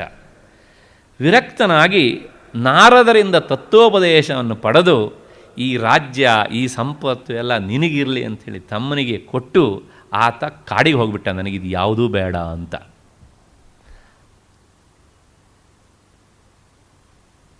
ಅವನ ತಂದೆ ಸ್ವಯಂಭೂಮನು ಹೇಳಿ ಕಳಿಸ್ದ, ಹೋಗಬೇಡ, ಬಾ ವಾಪಸ್ಸು ರಾಜ್ಯಭಾರ ಮಾಡು, ನೀನು ಹಿರಿಯ ಮಗನಿದ್ದಿ ಅಂತ.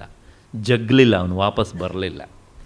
ಕೊನೆಗೆ ಸ್ವಯಂಭೂಮನು ತನ್ನ ತಂದೆಯಾದಂತಹ ಅಪ್ಪನ ಹತ್ರ, ಅಂದರೆ ಚತುರ್ಮುಖನ ಹತ್ರ ಪ್ರಾರ್ಥಿಸಿಕೊಂಡ, ನಿನ್ನ ಮೊಮ್ಮಗ ನೀನು ಸ್ವಲ್ಪ ಬುದ್ಧಿ ಹೇಳಪ್ಪ ಅಂತ. ಆಗ ಚತುರ್ಮುಖ ಬಂದು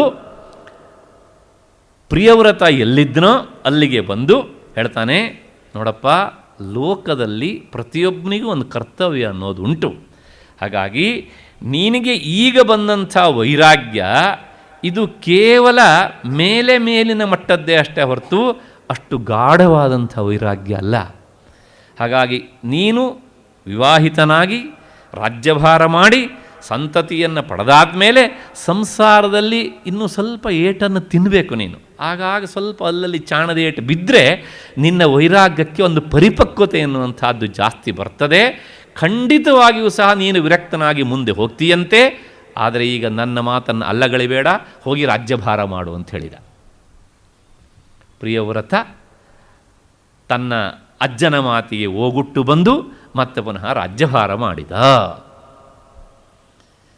ಹಾಗೆ ರಾಜ್ಯಭಾರ ಮಾಡ್ತಾ ಇದ್ದಾಗೆ ಅವನಿಗೆ 10 ಜನ ಮಕ್ಕಳು ಹುಟ್ಟಿದರು.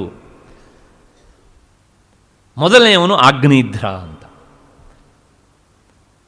ಕೊನೆಗೆ ಆತ ಮತ್ತೆ ಪುನಃ ಏನು ಮಾಡಿದ ಅಂದರೆ, ವಿರಕ್ತನಾಗಿ ಆತ ನೇರವಾಗಿ ನಾರದರ ಬಳಿಗೆ ಹೋಗಿ ಆತ ವೈರಾಗ್ಯ ಸಂಪನ್ನನಾಗಿ ತನ್ನ ದೇಹವನ್ನು ಬಿಟ್ಟ ಅಂತ ಹೇಳುತ್ತೆ. ಸನ್ಯಾಸಿಯಾದ ಅನ್ನೋದಕ್ಕೆ ಶಬ್ದ ಇಲ್ಲ ಒಂದು. ಆದರೆ ನಮ್ಮ ಪ್ರಶ್ನೆ ಇಲ್ಲಿಗೆ ನಿಲ್ಲೋದಿಲ್ಲ, ಇನ್ನೂ ಸ್ವಲ್ಪ ನಮಗೆ ಸಂಶಯ ಕಾಡುತ್ತೆ ಇಲ್ಲಿ. ಆ ಪ್ರಿಯವ್ರತನ ಮಗ ಆಗ್ನೇಧ್ರಾದಿ 10 ಜನ ಅಂತ ಹೇಳಿದೆ. ಆಗ್ನೇಧ್ರ ಹಿರಿಯವನು. ಆಗ್ನೇಧ್ರನ ಮಗ ಅವನು ಮಹಾಕರ್ಮಠ, ಅವನು ವಿರಕ್ತ. ಆ ಪ್ರಿಯವ್ರತನ ವಂಶದಲ್ಲಿ ಬಂದವರೆಲ್ಲ ಅಂಥವರೇ. ಅವನ ಮಗ ಆಗ್ನೇಧ್ರನ ಮಗ ನಾಭಿ, ಅವನು ಮಹಾವಿರಕ್ತ, ಅದರ ಗೃಹಸ್ಥ. ಆಗ್ನೇಧ್ರನೂ ಗೃಹಸ್ಥ. ನೋಡಿ, ಎಲ್ಲರೂ ವಿರಕ್ತರು, ಎಲ್ಲರೂ ಗೃಹಸ್ಥರು. ಅಂದರೆ ಪ್ರಿಯವ್ರತ, ಆಗ್ನೇಧ್ರ, ನಾಭಿ. ಆ ನಾಭಿಯ ಮಗನೇ ಋಷಭದೇವ, ಜೈನ ಪರಂಪರೆಗೆ ಮೂಲಭೂತ ವ್ಯಕ್ತಿ. ಅಲ್ಲೇ ಭಾಗವತೆ ಒಂದು ಮಾತು ಹೇಳುತ್ತೆ, ಸಂದರ್ಭ ಬಂದದ್ದು ಕೇಳ್ತೇನೆ. ಋಷಭದೇವನನ್ನು ಯಥಾರ್ಥವಾಗಿ ತಿಳಿದುಕೊಳ್ಳದೆ ಏನೇನೋ ಗೊಡ್ಡು ಸಂಪ್ರದಾಯವನ್ನು ಅನುಸರಿಸಿಕೊಂಡು ಬರ್ತಾರೆ ಎನ್ನುವಂಥ ಮಾತು ಅಲ್ಲುಂಟು. ಎಷ್ಟು ಅಡ್ವಾನ್ಸ್ ಆಗಿ ಹೇಳಿದ ಮಾತು ನೋಡಿದು. ಅಂದರೆ 4ನೇವನು ಋಷಭದೇವ. ಆ ಋಷಭದೇವನ ಮಗ ಭರತ, ಜಡಭರತ ಅವನೇ. ಇಲ್ಲಿ ಈ ಋಷಭದೇವ, ಜಡಭರತ ಇಬ್ಬರೂ ಸಹ ತಮ್ಮ ತಲೆಮಾರಿನ ಹಿಂದಿನ 3 ಜನರಿಗಿಂತಲೂ ಹೆಚ್ಚು ಕಠೋರ ವಿರಕ್ತರು, ವೈರಾಗ್ಯ ಸಂಪನ್ನರು. ಇವರು ಸನ್ಯಾಸಿಗಳಾಗಿ ಹೋಗಿದ್ರೋ ಇಲ್ವೋ, ಭಾಗವತ ಸನ್ಯಾಸ ಸ್ವೀಕಾರ ಮಾಡಿದ್ರು ಎನ್ನುವಂತಹ ಪದಪ್ರಯೋಗವನ್ನು ಮಾಡುವುದಿಲ್ಲ. ಹಾಗಿದ್ರೆ ಅವರು ಅವಧೂತರಾಗಿ ಹೋದರು ಅಂತ ಹೇಳುತ್ತೆ. ಅವಧೂತರಾದರು ಅಂದರೆ ಆ ಉತ್ಕಟವಾದಂಥ ಇಚ್ಛೆ ಇದ್ದು ಅವರು ನೇರ ವಿದ್ವತ್ ಸನ್ಯಾಸದ ಹಂತಕ್ಕೆ ಹೋಗಿಬಿಟ್ರು ಅಂತ. ವಿವಿಧಿಷಾ ಸನ್ಯಾಸ ಎನ್ನುವಂಥದ್ದು ಅವರಿಗೂ ಸಹ, ಅಂದರೆ ಈ ಲಿಂಗದ ಚಿಹ್ನೆಗಳು, ಸನ್ಯಾಸಾಶ್ರಮದ ಚಿಹ್ನೆಗಳು ಕ್ಷತ್ರಿಯರಿಗೆ ಸುತರಾಮ್ ಇಲ್ಲ ಎನ್ನುವಂಥದ್ದನ್ನು ನಮಗೆ ಈ ಎಲ್ಲ ಮಾತಿನಿಂದ ಸ್ಪಷ್ಟವಾಗಿ ಗೊತ್ತಾಗತ್ತೆ. ಆ ಹಿನ್ನೆಲೆಯಲ್ಲಿ ಕೃಷ್ಣ ಹೇಳ್ತಾನೆ, ನಿನಗೆ ಈ ರೀತಿಯಾಗಿ ಸನ್ಯಾಸವನ್ನು ಗ್ರಹಣ ಮಾಡಿ ಕೊಂಡು ಇರೋದಕ್ಕೆ ನಿನಗೆ ಹಕ್ಕಿಲ್ಲ, ಅವಕಾಶ ಇಲ್ಲ ಅಂತ. ಇಷ್ಟು ಆದ ಮೇಲೆ ಮತ್ತೆ ಈಗ ಅರ್ಜುನನಿಗೆ ಇಲ್ಲೊಂದು ಮತ್ತೆ ಸಂಶಯ ಬಂತು. ಈ ಸಂಶಯ ನಿನ್ನೆನೂ ಬಂದುತ್ತೆ ಅವನಿಗೆ. ಅಲ್ಲ ಕೃಷ್ಣ, ನೀನು ಹೇಳ್ತಿದ್ದೀಯೇ ನಿಯತಂ ಕುರು ಕರ್ಮತ್ವಂ ಕರ್ಮಜ್ಜಾಯೋ ಹ್ಯಕರ್ಮಣಃ, ಕರ್ಮವನ್ನು ಮಾಡದೇ ಇರುವುದಕ್ಕಿಂತಲೂ ಕರ್ಮವನ್ನು ಮಾಡುವುದೇ ಲೇಸು ಅಂತ. ನಾನು ಕರ್ಮ ಬಿಡ್ತೇನೆ ಅಂದರೆ ಹೌದೂ ಆಗೋದಿಲ್ಲ ಅಂತ ಹೇಳ್ತೀವಿ. ಆದರೆ ಕರ್ಮ ಮಾಡಿದರೆ ಏನಾಗುತ್ತೆ ಅಂದರೆ ಕರ್ಮಣ ಬದ್ಧತೆ ಜಂತು. ಈ ಕರ್ಮ ಎನ್ನುವಂಥದ್ದು ಕರ್ಮ ಮಾಡಿದವನನ್ನು ಫಲ ಕೊಡುವುದರ ಮೂಲಕ ಅದು ಇಲ್ಲಿ ಕಟ್ಟಿ ಹಾಕುತ್ತದೆ. ವಿದ್ಯೆಯಾಚ ವಿಮುಚ್ಯತೆ, ಜ್ಞಾನದಿಂದ ಬಿಡುಗಡೆಯಾಗ್ತದೆ. ಹಾಗಾಗಿ ಮತ್ತೆ ಮತ್ತೆ ನಾನು ಇಲ್ಲಿ ಸಿಲುಕಿಕೊಳ್ಳಲಿಕ್ಕೆ ಬೇಕಾದಂಥ ಕರ್ಮವನ್ನೇ ಮಾಡುವಂತ ನೀನು ಯಾಕೆ ಹೇಳ್ತೀಯೇ ಅಂತ. ಇದಕ್ಕೆ ಕೃಷ್ಣ ನಿನ್ನೆ ದಿವಸ ಬಹಳ ಸಂಕ್ಷೇಪವಾಗಿ ಉತ್ತರವನ್ನು ಕೊಟ್ಟಿದ್ದ. ಇವತ್ತು ನೇರ ಅವನ ಮಾತಿನಿಂದಲೇ ಒಂದು ಮಾತನ್ನು ಹೇಳ್ತಾನೆ. ಏನು ಅಂದರೆ, ಇಲ್ಲಪ್ಪ, ಮಾಡಿದ ಕರ್ಮ ಎಲ್ಲವೂ ಯಾವಾಗಲೂ ನಿನ್ನನ್ನು ಈ ಸಂಸಾರದಲ್ಲಿ ಬಂಧಿಸ್ತದೆ ಅಂತ ನಿನಗೆ ಯಾರು ಹೇಳಿದ್ದಾರೆ? ಮಾಡಿದ ಕರ್ಮ ನಮ್ಮನ್ನು ಬಂಧಿಸದೇ ಇರುವ ಹಾಗೆ, ಅಂದರೆ ಬಂಧಿಸಿ ಅಂದರೆ ಸಂಸಾರದಲ್ಲಿ ಮತ್ತೆ ಮತ್ತೆ ಹುಟ್ಟು ಸಾವಿಗೆ ತುತ್ತಾಗದೇ ಇರುವ ಹಾಗೆಯೂ ಸಹ ನಾವು ಕರ್ಮವನ್ನು ಮಾಡಬಹುದು. ಆದರೆ ಹೇಗಿರಬೇಕು ಅಂತ ಪ್ರಶ್ನೆ. ಅದಕ್ಕೆ ಉತ್ತರ ಹೇಳ್ತಾನೆ ಈ 9ನೆಯ ಶ್ಲೋಕದಲ್ಲಿ. ಏನು ಅಂದರೆ, ಯಜ್ಞಾರ್ಥಾತ್ ಕರ್ಮಣೋನ್ಯತ್ರ ಲೋಕೋಯಂ ಕರ್ಮಬಂಧನಃ ತದರ್ಥಂ ಕರ್ಮ ಕೌಂತೇಯ ಮುಕ್ತಸಂಗ ಸಮಾಚರ. ಅಂದರೆ ಇಲ್ಲಿ ಕೃಷ್ಣ ಹೇಳ್ತಾನೆ, ಯಜ್ಞಾರ್ಥಾತ್ ಕರ್ಮಣೋನ್ಯತ್ರ. ಅರ್ಜುನ, ಯಜ್ಞಾರ್ಥವಾಗಿ ಮಾಡುವಂತಹ ಕರ್ಮವನ್ನು ಬಿಟ್ಟು ಉಳಿದೆಲ್ಲ ಕರ್ಮವೂ ಸಹ ಈ ಲೋಕವನ್ನು ಇಲ್ಲಿ ಬಂಧಿಸ್ತದೆ. ಆದ್ದರಿಂದ ಹೇ ಕೌಂತೇಯ, ಅದಕ್ಕಾಗಿ ನೀನು ಕರ್ಮವನ್ನು ಸಂಗರಹಿತನಾಗಿ ಮಾಡು. ಇದಿಷ್ಟು ಶ್ಲೋಕದ ಶಬ್ದಶಃವಾದಂತಹ ಅರ್ಥ. ಏನು ನಮಗೊಂದು ಸಣ್ಣ ಸಂಶಯ ಇಲ್ಲಿ, ಯಜ್ಞಾರ್ಥಾತ್ ಕರ್ಮಣೋನ್ಯತ್ರ ಅಂತ. ನಮಗೆ ಯಜ್ಞ ಅಂದ ತಕ್ಷಣ ನಮಗೆ ಬರುವಂಥ ಭಾವನೆ ಏನು ಅಂದರೆ, ಒಂದು ಯಾಗಶಾಲೆ ಇರಬೇಕು, ಮುಂದ್ಗಡೆಗೆ ಒಂದು ಯಜ್ಞ ಕುಂಡ ಇರಬೇಕು, ಮತ್ತು ಅದರೊಳಗೆ ಬೆಂಕಿ ಧಗಧಗ ಉರಿತಾ ಇರಬೇಕು, ಅದು ಉರಿದೇ ಇದ್ದರೆ ಒಂದಿಷ್ಟು ಹೊಗೆನಾರು ಬರ್ತಾ ಇರಬೇಕು, ಅದರ ಸುತ್ತಲೂ 8-10 ಜನ ಋತ್ವಿದರು ಕೂತ್ಕೊಂಡು ಅರ್ಥ ಆಗದೇ ಇರುವ ಹಾಗೆ ಅಥವಾ ಅರ್ಥ ಆಗುವ ಹಾಗೆ ಒಂದಿಷ್ಟು ವೇದವನ್ನು ಪಠನ ಮಾಡ್ತಾ ಇರಬೇಕು. ಆಮೇಲೆ ಇದನ್ನು ನೋಡೋದಕ್ಕೆ ಸುತ್ತಲೂ ಒಂದಿಷ್ಟು ಜನ ಸೇರಿರಬೇಕು. ಇದು ನಮ್ಮ ಮನಸ್ಸಿನಲ್ಲಿ ಬರುವಂತಹ ಯಜ್ಞ ಎನ್ನುವಂಥ ಶಬ್ದದ ಅರ್ಥ ಅಲ್ವಾ? ಆದರೆ ಗೀತಾಚಾರ್ಯ ಹೇಳ್ತಾನೆ, ನೀನು ಹೀಗೆ ತಿಳ್ಕೊಂಡಿದ್ದಿದ್ರೆ ಅದು ತಪ್ಪು. ಯಜ್ಞ ಅನ್ನೋದಕ್ಕೆ ಇದೇ ಅರ್ಥ ಅಲ್ಲ. ಅಂದರೆ ತಾತ್ಪರ್ಯ ಏನು ಕೇಳಿದರೆ, ಇಲ್ಲಿ ಯಜ್ಞ ಅನ್ನೋದಕ್ಕೆ ಕರ್ಮರೂಪವಾದ ಯಜ್ಞ ಅಂತ ಅರ್ಥ ಅಲ್ಲ, ಕ್ರಿಯಾರೂಪವಾದ ಯಜ್ಞ ಅಂತ ಅರ್ಥ ಅಲ್ಲ. ಏನು ಅಂದರೆ, ಶ್ರುತಿ ಹೇಳುತ್ತೆ ಯಜ್ಞೋ ವೈ ವಿಷ್ಣು ಅಂತ. ಯಜ್ಞ ಅನ್ನೋದಕ್ಕೆ ಅರ್ಥ ವಿಷ್ಣು ಅಂತ ಅಲ್ಲ. ನೀವು ಕುಂತ್ರೆ ನಿಂತರೆ ಶ್ರುತಿ ಹೇಳುತ್ತೆ ಅಂತ ಹೇಳ್ತೀರಿ. ಸ್ವಲ್ಪ ನಮಗೂ ಅರ್ಥ ಆಗುವ ಬೇರೆ ಯಾವುದಾದ್ರು ಉದಾಹರಣೆ ಇದ್ದರೆ ಹೇಳ್ರಿ. ಅಂದರೆ ನಿಮಗೆಲ್ಲರಿಗೂ ಅರ್ಥ ಆಗುವ ಹಾಗೆ ಒಂದು ಮಾತನ್ನು ಹೇಳ್ತೇನೆ. ವಿಷ್ಣು ಸಹಸ್ರನಾಮ ಬಹಳಷ್ಟು ಜನರಿಗೆ ಬರ್ತದೆ. ಅಲ್ಲಿ 104ನೇ ಒಂದು ಶ್ಲೋಕ ಉಂಟು. ಯಜ್ಞೋ ಯಜ್ಞಪತಿರ್ ಯಜ್ವಾ ಯಜ್ಞಾಂಗೋ ಯಜ್ಞವಾಹನ ಅಂತ. ಅಲ್ಲಿ ಭಗವಂತನಾದಂಥ ವಿಷ್ಣುವನ್ನು ಕುರಿತು ಹೇಳಿದಂಥ ಶಬ್ದ ಏನು ಕೇಳಿದರೆ ಯಜ್ಞ.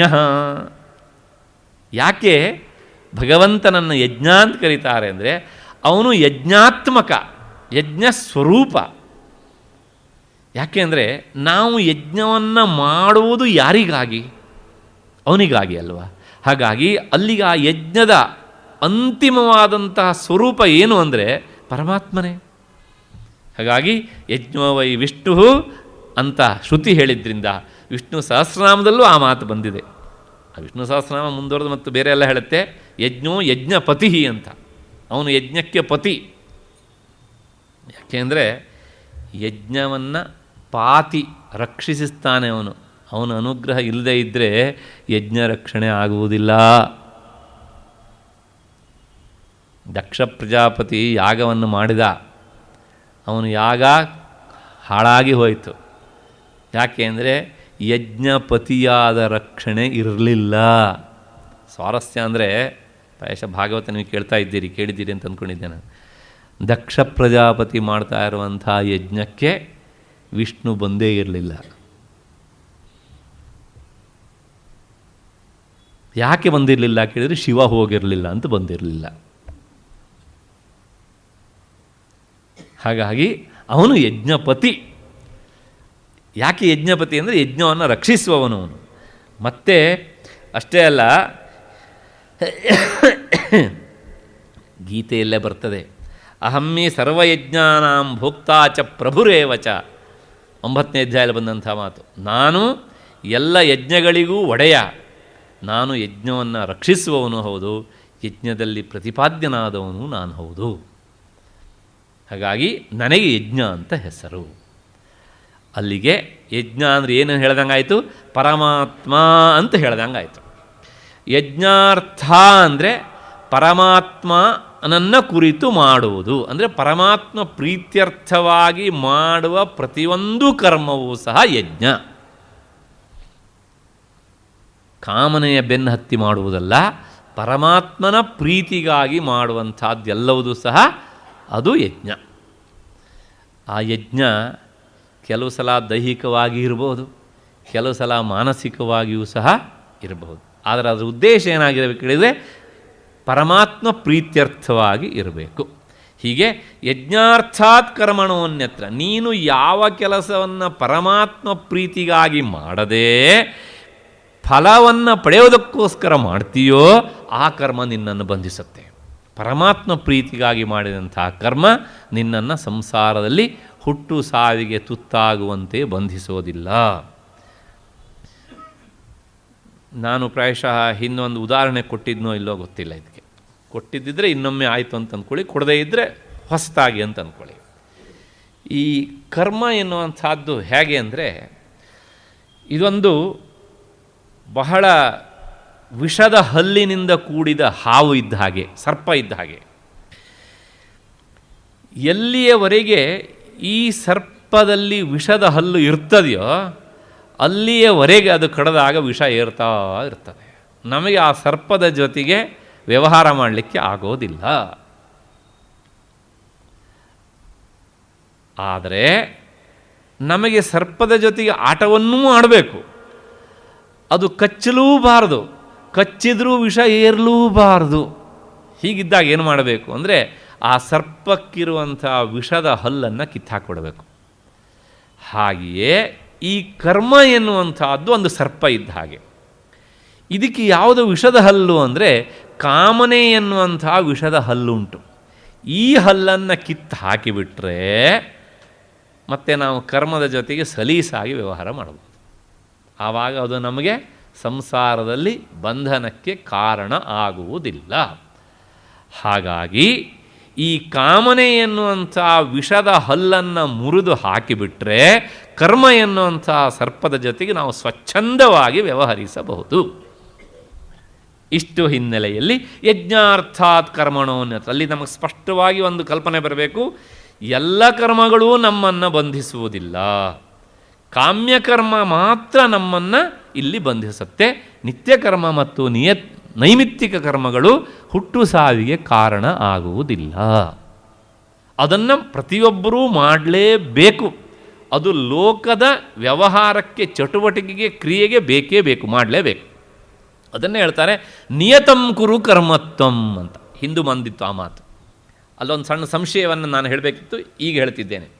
ಈ ನಿಯತವಾದ ಕರ್ಮ ಅಂದರೆ ಕೆಲವು ಸಲ ನಮಗೆ ಗೊಂದಲ ಆಗಿಬಿಡ್ತದೆ. ಒಂದು ಉದಾಹರಣೆ ಕೊಡ್ತೇನೆ. ಮನೆಯಲ್ಲಿ 95 ವರ್ಷದ ತಂದೆಯೋ ಅಥವಾ ತಾಯಿಯೋ ಅನಾರೋಗ್ಯ ಸ್ಥಿತಿಯಲ್ಲಿ ಇದ್ದಾರೆ, ಹಾಸಿಗೆಯಲ್ಲಿ ಮಲಗಿದ್ದಾರೆ. ಅವರು ಆಗಾಗಿ ಏನೇನೋ ತನಗೆ ಬೇಕು ಅಂತ ಕೇಳ್ತಾ ಇರ್ತಾರೆ. ಇದು ಒಂದು ಕಡೆಗೆ ಇರಲಿ. ಇದೇ ಸಂದರ್ಭದಲ್ಲಿ ಪಕ್ಕದ ಮನೆಯಲ್ಲಿ ಅಧ್ಯಾತ್ಮ ಚಿಂತನೆಗೆ ಸಂಬಂಧಪಟ್ಟ ಉಪನ್ಯಾಸವು ನಡೀತಾ ಇದೆ. ಗೋಖಲೆ ಇನ್ಸ್ಟಿಟ್ಯೂಷನ್ನಿಗೆ ಬಂದಂಥ ನಿಮಗೆ ಸ್ವಲ್ಪ ಅದರ ಬಗ್ಗೆ ಆಸಕ್ತಿ ಹೆಚ್ಚಾಗಿಯೂ ಇರ್ತದೆ. ಈಗ ನಾನು ಯಾವುದನ್ನು ಆಯ್ಕೆ ಮಾಡಿಕೊಳ್ಳಬೇಕು? ಇಲ್ಲಿ ನಿಯತವಾದದ್ದು ಯಾವುದು?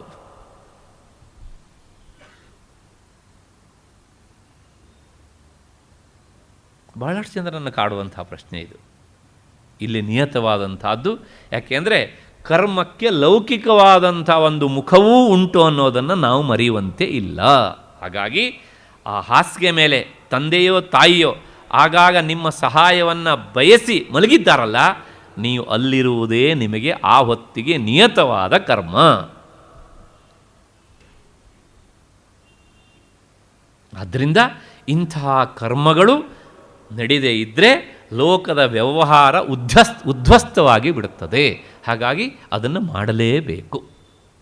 ಇಷ್ಟು ಹಿನ್ನೆಲೆಯಲ್ಲಿ ಹೀಗೆ ಪರಮಾತ್ಮ ಪ್ರೀತ್ಯರ್ಥವಾಗಿ ಮಾಡಿದಂಥ ಕರ್ಮ ಬಂಧನಕ್ಕೆ ಕಾರಣ ಆಗೋದಿಲ್ಲ. ಯಜ್ಞಾರ್ಥಾತ್ ಕರ್ಮಣೋನ್ಯತ್ರ ಲೋಕೋಯಂ ಕರ್ಮ ಬಂಧನ ತದರ್ಥಂ ಅಂದರೆ ಆ ತದರ್ಥಂ ಅನ್ನೋದಕ್ಕೆ ತತ್ ಎನ್ನುವಂತಹ ಶಬ್ದಕ್ಕೆ ಪರಮಾತ್ಮ ಅಂತ ಅರ್ಥ. ತದರ್ಥಂ ಅಂದರೆ ಪರಮಾತ್ಮಾರ್ಥಂ ಅಂತ ಅರ್ಥ. ಅಂದರೆ ಭಗವಂತನಿಗಾಗಿ ನೀನು ಕರ್ಮವನ್ನು ಮಾಡು. ಹಾಗೇನಾಗತ್ತೆ ಕೇಳಿದರೆ ಅದು ಹೇಗೆ ಮಾಡಬೇಕು? ಮುಕ್ತ ಸಂಘ, ಯಾವುದೇ ಫಲವನ್ನು ಬಯಸದೆ ಆಸಕ್ತಿಯನ್ನಿಟ್ಕೊಳ್ಳದೆ ಮಾಡು, ಅದರಿಂದ ನಿನಗೆ ಚಿತ್ತ ಅಂದರೆ ಮನಸ್ಸು ಶುದ್ಧವಾಗ್ತದೆ. ಇದಿಷ್ಟು ಈ ಶ್ಲೋಕದಲ್ಲಿ ಹೇಳುವಂಥ ಮಾತು.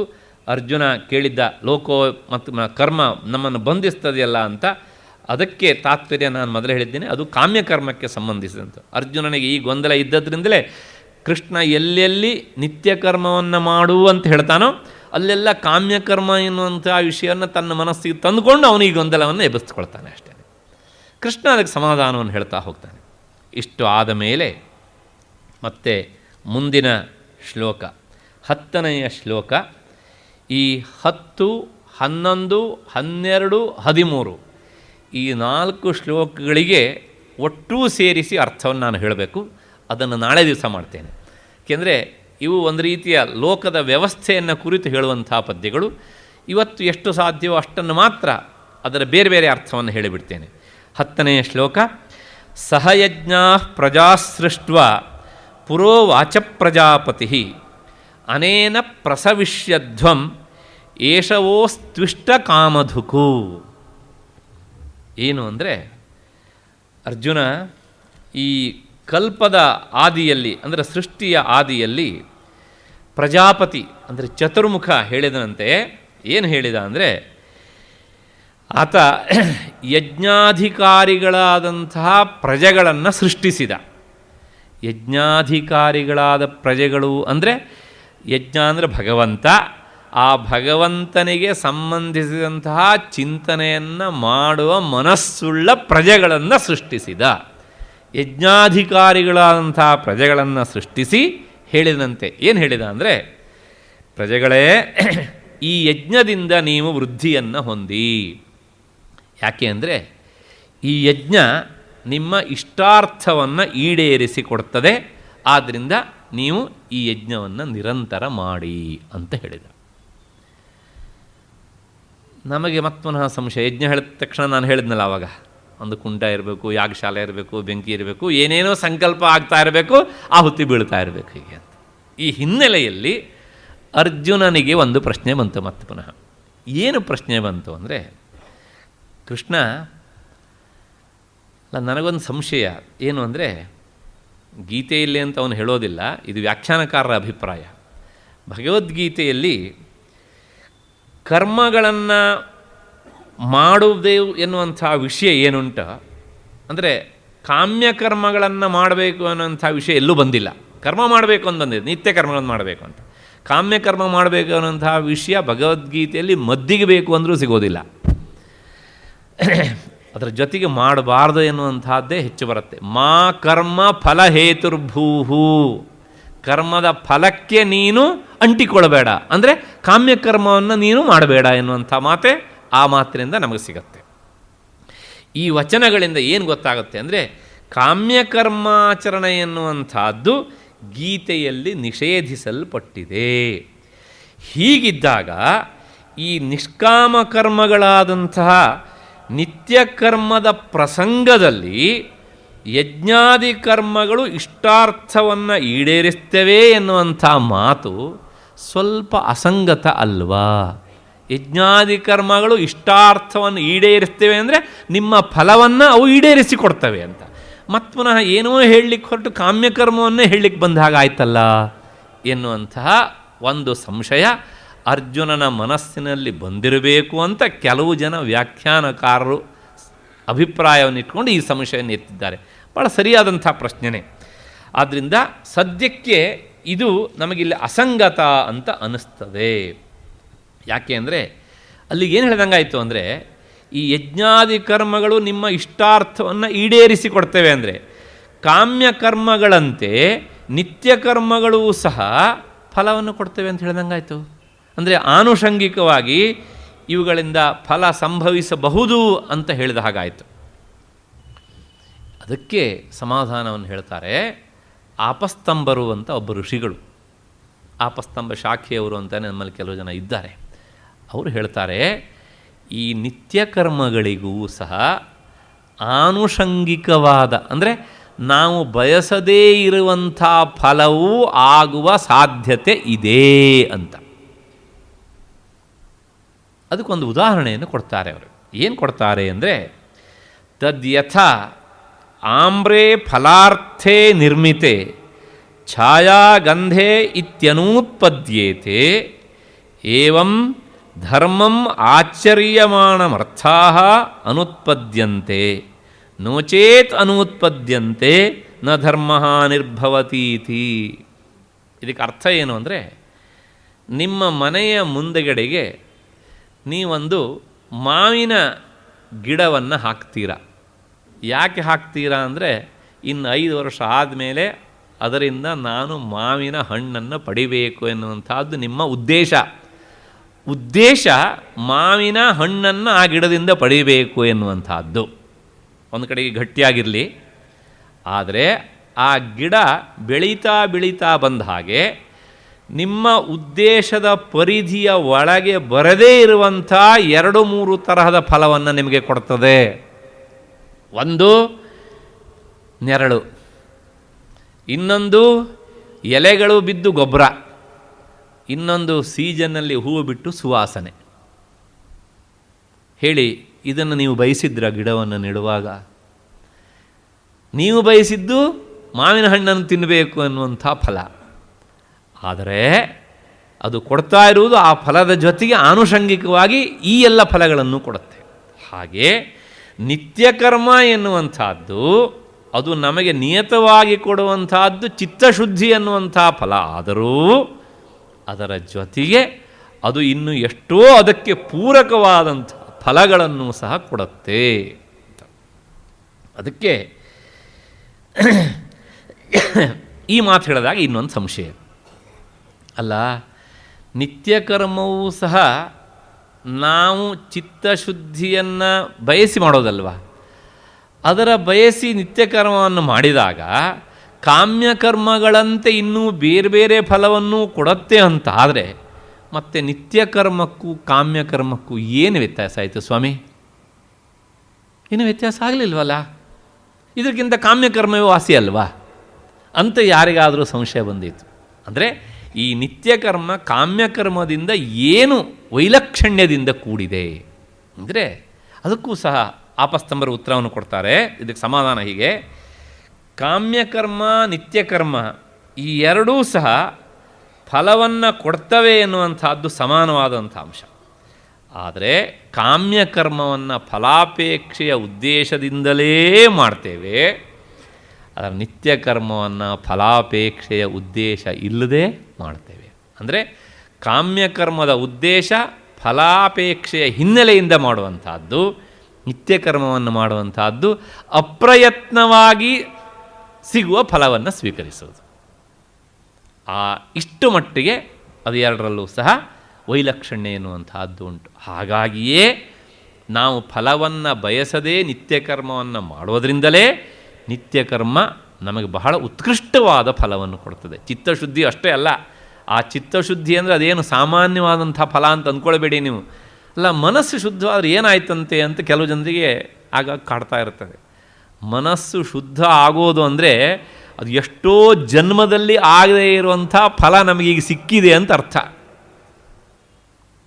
ಆ ಹಿನ್ನೆಲೆಯಲ್ಲಿ ಒಂದು ಸ್ಮೃತಿ ವಾಕ್ಯ ಹೇಳುತ್ತೆ, ಸಂಧ್ಯಾಮುಪಾಸತೆ ಏತು, ಯಾರು ಈ ಸಂಧ್ಯಾಕಾಲದಲ್ಲಿ ಅಂದರೆ ಪ್ರಾತಃ ಸಂಧ್ಯೆ ಮತ್ತು ಸಾಯಂ ಸಂಧ್ಯೆ ವಿಶೇಷವಾಗಿ ಇಲ್ಲಿ ನಿಷ್ಕಾಮ ಭಾವನೆಯಿಂದ ಪರಮಾತ್ಮನನ್ನು ಆರಾಧಿಸ್ತಾರೋ ಸತತಂ ಸಂಶಿತವ್ರತಾಃ, ಆದರೆ ನಿಯತವಾಗಿ ಆರಾಧನೆ ಮಾಡಬೇಕು. ಆಗೇನಾಗುತ್ತೆ ಕೇಳಿದರೆ ವಿಧೂತ ಪಾಪಾಹ, ಅವರ ಮನಸ್ಸಿಗೆ ಅಂಟಿದಂಥ ಕೊಳೆ ಕಳೆದು ಹೋಗ್ತದೆ. ಯಾಂತಿ ಬ್ರಹ್ಮಲೋಕ ಮನಾಮಯಂ, ಅವರು ಬ್ರಹ್ಮಲೋಕವನ್ನು ಸೇರ್ತಾರೆ ಅಂತ. ಇದು ನೋಡಿ, ನಾವು ಬಯಸದೇ ಇರುವಂಥ ಫಲ. ಹಾಗಾಗಿ ಈ ನಿತ್ಯಕರ್ಮ ಎನ್ನುವಂಥದ್ದನ್ನು ನಿಯತವಾಗಿ ಮಾಡಬೇಕು. ಅದರ ಜೊತೆಗೆ ಸಹಯಜ್ಞ ಪ್ರಜಾ ಸೃಷ್ಟ ಪುರೋವಾಚ ಪ್ರಜಾಪತಿ. ಯಜ್ಞ ಅನ್ನೋದಕ್ಕೆ ಅರ್ಥ ಭಗವಂತನ ಆರಾಧನೆ ಅಂತ ಅಷ್ಟೇ ಅರ್ಥ. ಅದು ಸ್ತೋತ್ರ ಪಠನ ಇರ್ಬೋದು, ಅಥವಾ ಅಧ್ಯಯನ ರೂಪದಲ್ಲಿರ್ಬೋದು, ಕರ್ಮ ರೂಪದಲ್ಲಾದರೂ ಇರಬಹುದು, ಅಥವಾ ಇನ್ನೊಬ್ಬರಿಗೆ ಮಾಡುವಂತಹ ನಿಷ್ಕಾಮ ಭಾವನೆಯ ಪರೋಪಕಾರ ಇದ್ದರೂ ಇರಬಹುದು. ಅಷ್ಟು ಹಿನ್ನೆಲೆಯಲ್ಲಿ ತದರ್ಥಂ ಅನೇನ ಪ್ರಸವಿಷ್ಯಧ್ವಂ ಏಷವೋಸ್ತುಷ್ಟ ಕಾಮದು, ಅದು ನಿಮ್ಮ ಇಷ್ಟಾರ್ಥವನ್ನು ಈಡೇರಿಸಿಕೊಡ್ತದೆ. ಇಷ್ಟಾರ್ಥ ಅಂದರೆ ಚಿತ್ತಶುದ್ಧಿ, ತನ್ಮೂಲಕ ಮತ್ಪುನಃ ಈ ಪ್ರಪಂಚಕ್ಕೆ ಮರಳಿ ಬರದೇ ಇರುವಂಥದ್ದು. ಇದಕ್ಕಿಂತ ದೊಡ್ಡ ಇಷ್ಟಾರ್ಥ ಇನ್ಯಾರಿಗಿರಬೇಕು? ಅದನ್ನು ಅದು ಈಡೇರಿಸಿಕೊಡ್ತದೆ. ಇಷ್ಟು ಈ ಶ್ಲೋಕದ ಅರ್ಥ. ಮತ್ತು ಈ 11, 12, 13 ಈ ಎಲ್ಲ ಶ್ಲೋಕಗಳನ್ನು ಸಹ ನಾವು ನೋಡಬೇಕಾದದ್ದು ಉಂಟು. ನಾಳೆ ದಿವಸ 6:15 ಸೇರಿದಾಗ ಇವುಗಳನ್ನು ಚಿಂತನೆ ಮಾಡೋಣ. ಅಲ್ಲಿವರೆಗೆ ನಿಮಗೆಲ್ಲ ನಮಸ್ಕಾರ ಮತ್ತು ಕೃತಜ್ಞತೆಗಳು.